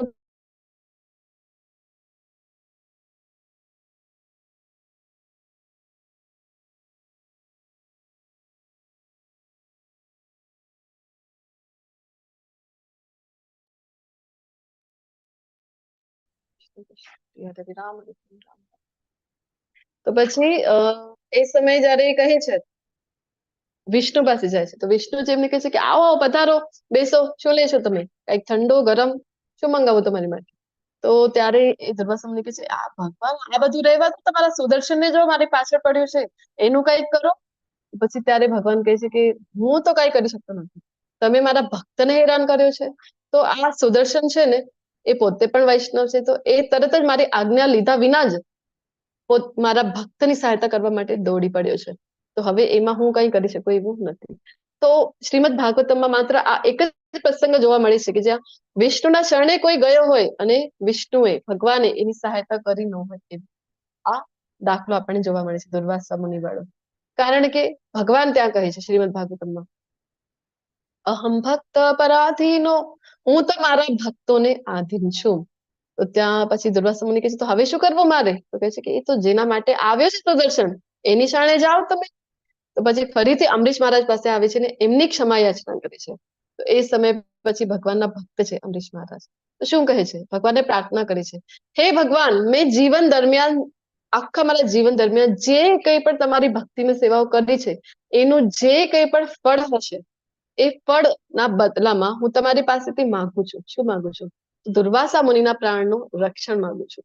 આપણે હોઈએ તો કોઈને આપણે એક દિવસથી 16 માળાનું જો આપણને પુણ્ય અર્પણ કરવું હોય તો પણ આપણને વિચાર પડી જાય આજના દિવસની માળાનું અર્પણ એને કરી દઉં પણ તમારે ફરીથી 16 માળા કરવી પડશે મારી માટે, આવું આપણે વિચારીએ. પરંતુ દુર્વાસા મુનિ ભગવાનના કેવા ભક્ત છે, આખા જીવન દરમિયાન જે કંઈ પણ ભક્તિ કરી હતી એના ફળ સ્વરૂપે દુર્વાસા મુનિ જેમને એમને મારવા માટે પ્રયત્ન કરેલો એને બચાવવા માટે ભગવાન પાસે પ્રાર્થના કરે છે. એટલા માટે ભગવાન કહે છે કે જે શત્રુ તથા મિત્ર સાથે સમાન રીતે વર્તે છે, કે કોઈ તફાવત કરતા નથી. જે માન તથા અપમાનમાં, ઠંડી તથા ગરમીમાં, સુખ તથા દુઃખમાં, કીર્તિ તથા અપકીર્તિમાં સમભાવયુક્ત રહે છે, જે દુસંગતિ સદા અડકો રહે છે, સદા મૌન ધારણ કરે છે તથા મળે. મૌન ધારણ કરે છે એટલે આવું કે બોલવાનું જ બંધ કરી દેવાનું નહીં. જ્યાં પ્રજલ્પ થાય છે, જ્યાં આ ફાલતુની વાતો થાય છે બધી જ ભૌતિક જગતની, ત્યાં એ ચૂપ રહે છે. અને કૃષ્ણ કથા જ્યાં થતી હોય છે ત્યાં જઈને એ બોલે છે. એવી રીતે મળે તે વસ્તુથી સંતુષ્ટ રહે છે, જે નિવાસ માટે ઘરની પરવા કરતો નથી, જે જ્ઞાનમાં દ્રઢ રહે છે અને ભક્તિમાં સંલગ્ન રહે છે, આવો મનુષ્ય મને અત્યંત પ્રિય છે. હવે આ કોણ છે ચિત્રમાં? ખ્યાલ છે કોઈને? આ કયા ભક્તની વાત કરી રહ્યા છે? કુંભનદાસ. જી કુંભનદાસ છે. નહીં, એક સુરદાસજી નો પણ એવું જ ચિત્ર આપણને જોવા મળે છે, પરંતુ આ સુરદાસજી નથી, આ પણ ભગવાનના સુદામાજી છે. ના, આ છે બિલ્વમંગલ ઠાકોરજી. બિલકુલ. જી બિલ્વમંગલ માતાજી. ઠાકોરજી ભગવાનના ભક્ત છે, થઈને ગયા છે. તો એ પણ બ્રાહ્મણ પરિવારમાં એમનો જન્મ હતો, પરંતુ ખૂબ ધનાઢ્ય પરિવાર હતો. તો કુંતી મહારાણી કહે છે ને ખૂબ ધન સંપત્તિ હોય એ પણ ભગવાનની નજીક જવામાં આપણને બાધારૂપ થાય છે. તો સેમ આવું જ એમની કેસમાં થાય છે. ખૂબ ધની પરિવારથી હતા બિલ્વમંગલ ઠાકોરજી મહારાજ. તો શું થાય છે કે બધી જ ખરાબ આદતોમાં એ લાગી જાય છે. તો બધી જ દુસંગતિ એમને મળે છે, બધી જ ખરાબ વર્તણૂક, ગણિકાની સાથે સંગ કરવું, આવું બધું જ એક્ટિવિટીઝમાં પરોવાય છે પોતાનું. એક સમયની વાત છે કે એમના પિતાનું શ્રાદ્ધ હતું. તો જયારે પિતાનું શ્રાદ્ધ હતું તો બધાને ખ્યાલ છે કે જયારે વિષ્ણુને અર્પણ કરી પછી બ્રાહ્મણોનું ભોજન કરાવવામાં આવે ને પછી આપણે પ્રસાદ લઈ શકાય છે. તો જયારે ચાલી રહી હતી પૂજા તો એ સમયે બિલ્વમંગલ ઠાકોર છે, એમને તો ગણિકાને મળવા જવાની ઘાઈ હતી, તો એ રોકાવા તૈયાર નથી. ત્યારે પૂજારી કહે છે જલ્દી કરો તમે. તો પૂજારી કહે છે કે થોડોક ટાઈમ લાગશે, હજી તો પ્રસાદ પણ તમારે લેવાનું છે. તો કહે છે કે ના, હવે એટલો ટાઈમ મારી પાસે નથી, બધું તમે પેક કરી દો અને મને આપી દો, તો હું લઈને સાથે લઈ જાઉં છું, મને પેક કરી દો. પછી પેક કરી દે છે અને લઈને જતા રહે છે. અને જતા રહે છે તો રસ્તામાં શું, તો એ દિવસે એવું વરસાદ આવે છે અને નદી પાર કરીને જવું હોય છે, જે ગણિકાને મળવા જવું હોય છે. તો એટલા વાદળો છે ને અંધારું થઈ જાય છે. તો નદી પાર કરીને જવા માટે રોજ તો અહીંયા નૌકા હોય છે, જે હોડી છે, બોટ હોય છે, પરંતુ આજે તો કોઈ અહીંયા નાવડી નથી. હવે કેવી રીતે જવાનું? તો કાંઈક એમને લાકડા જેવું દેખાય છે, તો એનો સપોર્ટ લઈને એ નદીને પાર કરી જાય છે. અને ત્યાં જ્યાં પાર કરી લીધી, ત્યાં ધ્યાનથી જોઈએ છે તો શું, કે જેને નાવ જે લાકડું સમજીને પાર કરી લીધી ને નદી, એ શું હતું વાસ્તવમાં? તો એ તો વાસ્તવમાં કોઈની ડેડ બોડી હતી. એને પકડીને નાવ એ નદીને પાર કરી લીધી. પછી ત્યાં જાય છે અને ત્યાં જઈને એ ગણિકા પહેલી તો વાટ જોઈ ને પછી એને શું કર્યું, તો એની જે કમ્પાઉન્ડ વોલ હતી એને દરવાજા એના બંધ કરી, બારણા બંધ કરી દીધા, પછી પોતાના ઘરના બંધ કરીને એ અંદર જતી રહી હતી. તો ત્યાં જાય છે તો હવે એના ઘર સુધી કેમ પહોંચવાનું? બહારથી એટલા અવાજ આપે છે તો એના અવાજ જતા નથી. પછી એ જે વોલ છે એ પાર કરવાની હતી, કમ્પાઉન્ડ વોલ જે હતી. તો પછી એ પાર કરવા માટે ઊંચી હતી, તો કેમ પાર કરશે? વરસાદ પણ આવી રહ્યો હતો એટલો.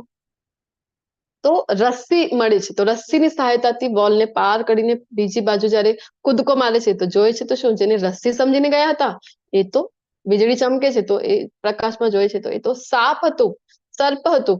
પછી જયારે વોલ પાર કરીને પછી ઘરના બારણા સુધી જઈને જોરથી ખખડાવે છે અને ગણિકા તો ખોલતી નથી જલ્દી, તો કહે છે જલ્દી દરવાજો ખોલ. પછી જયારે દરવાજો ખોલે છે તો કહે છે કે આટલા બધા કષ્ટ હું વેડફીને તને મળવા માટે આવ્યો છું ને તને કઈ પરવા નથી, અહીંયા બધા બારણા બંધ કરીને બેઠી છો. પછી એ ગણિકાની અંદર ચિંતામણી જેમનું નામ હતું, એમની અંદર એમના બિલ્વમંગલ ઠાકોરજીના પૂર્વ જન્મના જે ગુરુ હતા એ પ્રકટ થઈને એમની પાસેથી બોલાવડાવે છે. શું બોલાવડાવે છે?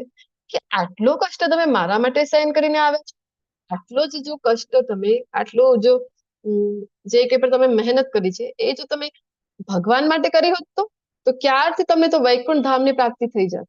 એવી રીતે કહે છે. તો બિલ્વમંગલ ઠાકોરને પણ અચાનકથી સ્ટ્રાઇક થાય છે કે હા, વાત તો સાચી છે, અને જવા નીકળી જાય છે. આવી જ સ્ટોરી આપણને મિલતી જુલતી સ્ટોરી છે, આપણને તુલસીદાસજીની પણ જોવા મળી છે.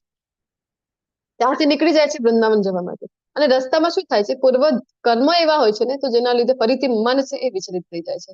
એક સુંદર સ્ત્રી એમને રસ્તામાં મળે છે, તો એના પાછળ પાછળ જતા રહે છે. અને પછી સુંદર સ્ત્રી છે એ જોઈ છે કે મારી પાછળ આ ક્યારથી આવી રહ્યો છે, તો એ ઘરે જઈને પોતાના પતિને કહે છે કે આ માણસ ક્યાંથી મારો પીછો કરી રહ્યો છે. એના પતિ પૂછે છે કે શું વાત છે, કે તમે શું કામ મારા પત્નીના આવી રીતે પાછળ આવી રહ્યા છો? તો કહે છે કે તમે તમારા પતિને 1 મિનિટ બોલાવી આપો ને. તો એ બોલાવી આપે છે પોતાના પત્નીને, અને પછી કહે છે તમારા માથામાં જે વાળમાં જે પીન છે ને એ મને આપો ને. તો એમના પત્ની કાઢીને આપે છે. તો શું કરે છે બિલ્વમંગલ ઠાકોર, પોતાની બંને આંખો છે એ ફોડી નાખે છે. આ આંખો જ છે જે મને ફસાવી રહી છે, કૃષ્ણની નજીક જવામાં બાધા ઉત્પન્ન કરી છે, તો આંખોને જ ફોડી દે છે. તો આ જોઈને આવા ઉદાહરણો આપણને એ જીવનમાં નથી ઉતારવા, પરંતુ સમજવાની વાત છે કે ભગવાનના ભક્તો કેવા હોય છે. તો એ પછી જવા નીકળે છે વૃંદાવન, અને ખૂબ સુંદર સુંદર ભજનો એમની દ્વારા આપેલા છે ભગવાન. તો એવા પોતે ભજનો છે ભગવાનના ગાતા હતા, અને એ સાંભળવા માટે કૃષ્ણ છે પોતે આવીને બેસે. અને જો અહીંયા પિક્ચરમાં આપણે જોઈ શકીએ છીએ કે આમ બેસીને કૃષ્ણ છે કે રોજ એમના ભજનો છે એમના મુખથી સાંભળતા હતા.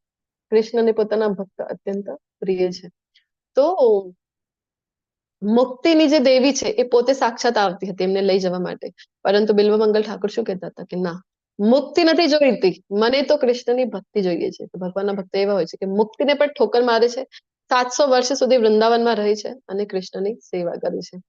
તો એટલા માટે કૃષ્ણ કહી રહ્યા છે કે જેઓ આ ભક્તિ યોગના અવિનાશી પંથનું અનુસરણ કરે છે અને મને પોતાનું સર્વોપરી ધ્યેય માની શ્રદ્ધાપૂર્વક પૂર્ણ રીતે મારામાં પરાયણ રહે છે, તેવા ભક્તો મને અતિશય પ્રિય હોય છે. કે મારે જ મન છે એ ક્યાં લગાવેલું છે, મારામાં જ મન છે એ લગાવેલું છે. તો આવા ભક્તો મને ખૂબ પ્રિય છે. તો આની સાથે આ ખૂબ જ સુંદર ભક્તિ યોગ નામનું ચેપ્ટર પૂર્ણ થાય છે, જ્યાં ભગવાન અત્યંત કૃપાળુ છે એનું દર્શન આપણને મળે છે કે અલગ અલગ સ્ટેજીસ આપી રહ્યા છે. અનન્ય ભક્તિ નહીં થાય, એક સ્ટેજ નહીં છે. વૈદિક સાધના ભક્તિ નહીં થાય, નિષ્કામ કર્મ એ નહીં થાય, સકામ કર્મ એ પણ તમારાથી નહીં થાય, તો તમે જ્ઞાનમાં આગળ વધો. જ્ઞાનમાં આગળ નથી વધી શકતા તો ધ્યાનમાં આગળ વધો. એ ભગવાન આપણને અલગ અલગ સ્ટેજીસ છે એ આપી રહ્યા છે. અને બીજું પોતાને કેવા ભક્તો છે, તો આપણને એમ થાય આટલા બધા ગુણો બતાવી રહ્યા છે, આપણને પણ કૃષ્ણનો પ્રિય થવું છે, આ એક એક ગુણનો અભ્યાસ કરવો પડશે. સુખ દુઃખમાં સમ, ચલો આજે એક ચિઠ્ઠી બનાવી દઈએ, સુખ દુઃખમાં સમ, સહિષ્ણુ, આવતીકાલે પ્રેક્ટિસ કરવાની છે સહિષ્ણુતાની. આવી રીતે કરવાનું છે તો નહીં, આપણે તો ભગવાનની ભક્તિમય સેવા કરવાની છે. આ બધા ગુણો છે એ ઓટોમેટિકલી ધીરે ધીરે આપણી અંદર કલ્ટિવેટ થતા રહેશે. ખૂબ જ સુંદર એવું ભક્તિ યોગ નામનું, જ્યાં પ્યોર ડિવોશનલ સર્વિસીસ ભગવાને આપણને શીખવાડી છે. ચેપ્ટર પૂર્ણ થાય છે. તમે બધા ખૂબ જ શાંતિપૂર્વક મારી સાથે બની રહેલા છો. ખૂબ ખૂબ આભાર.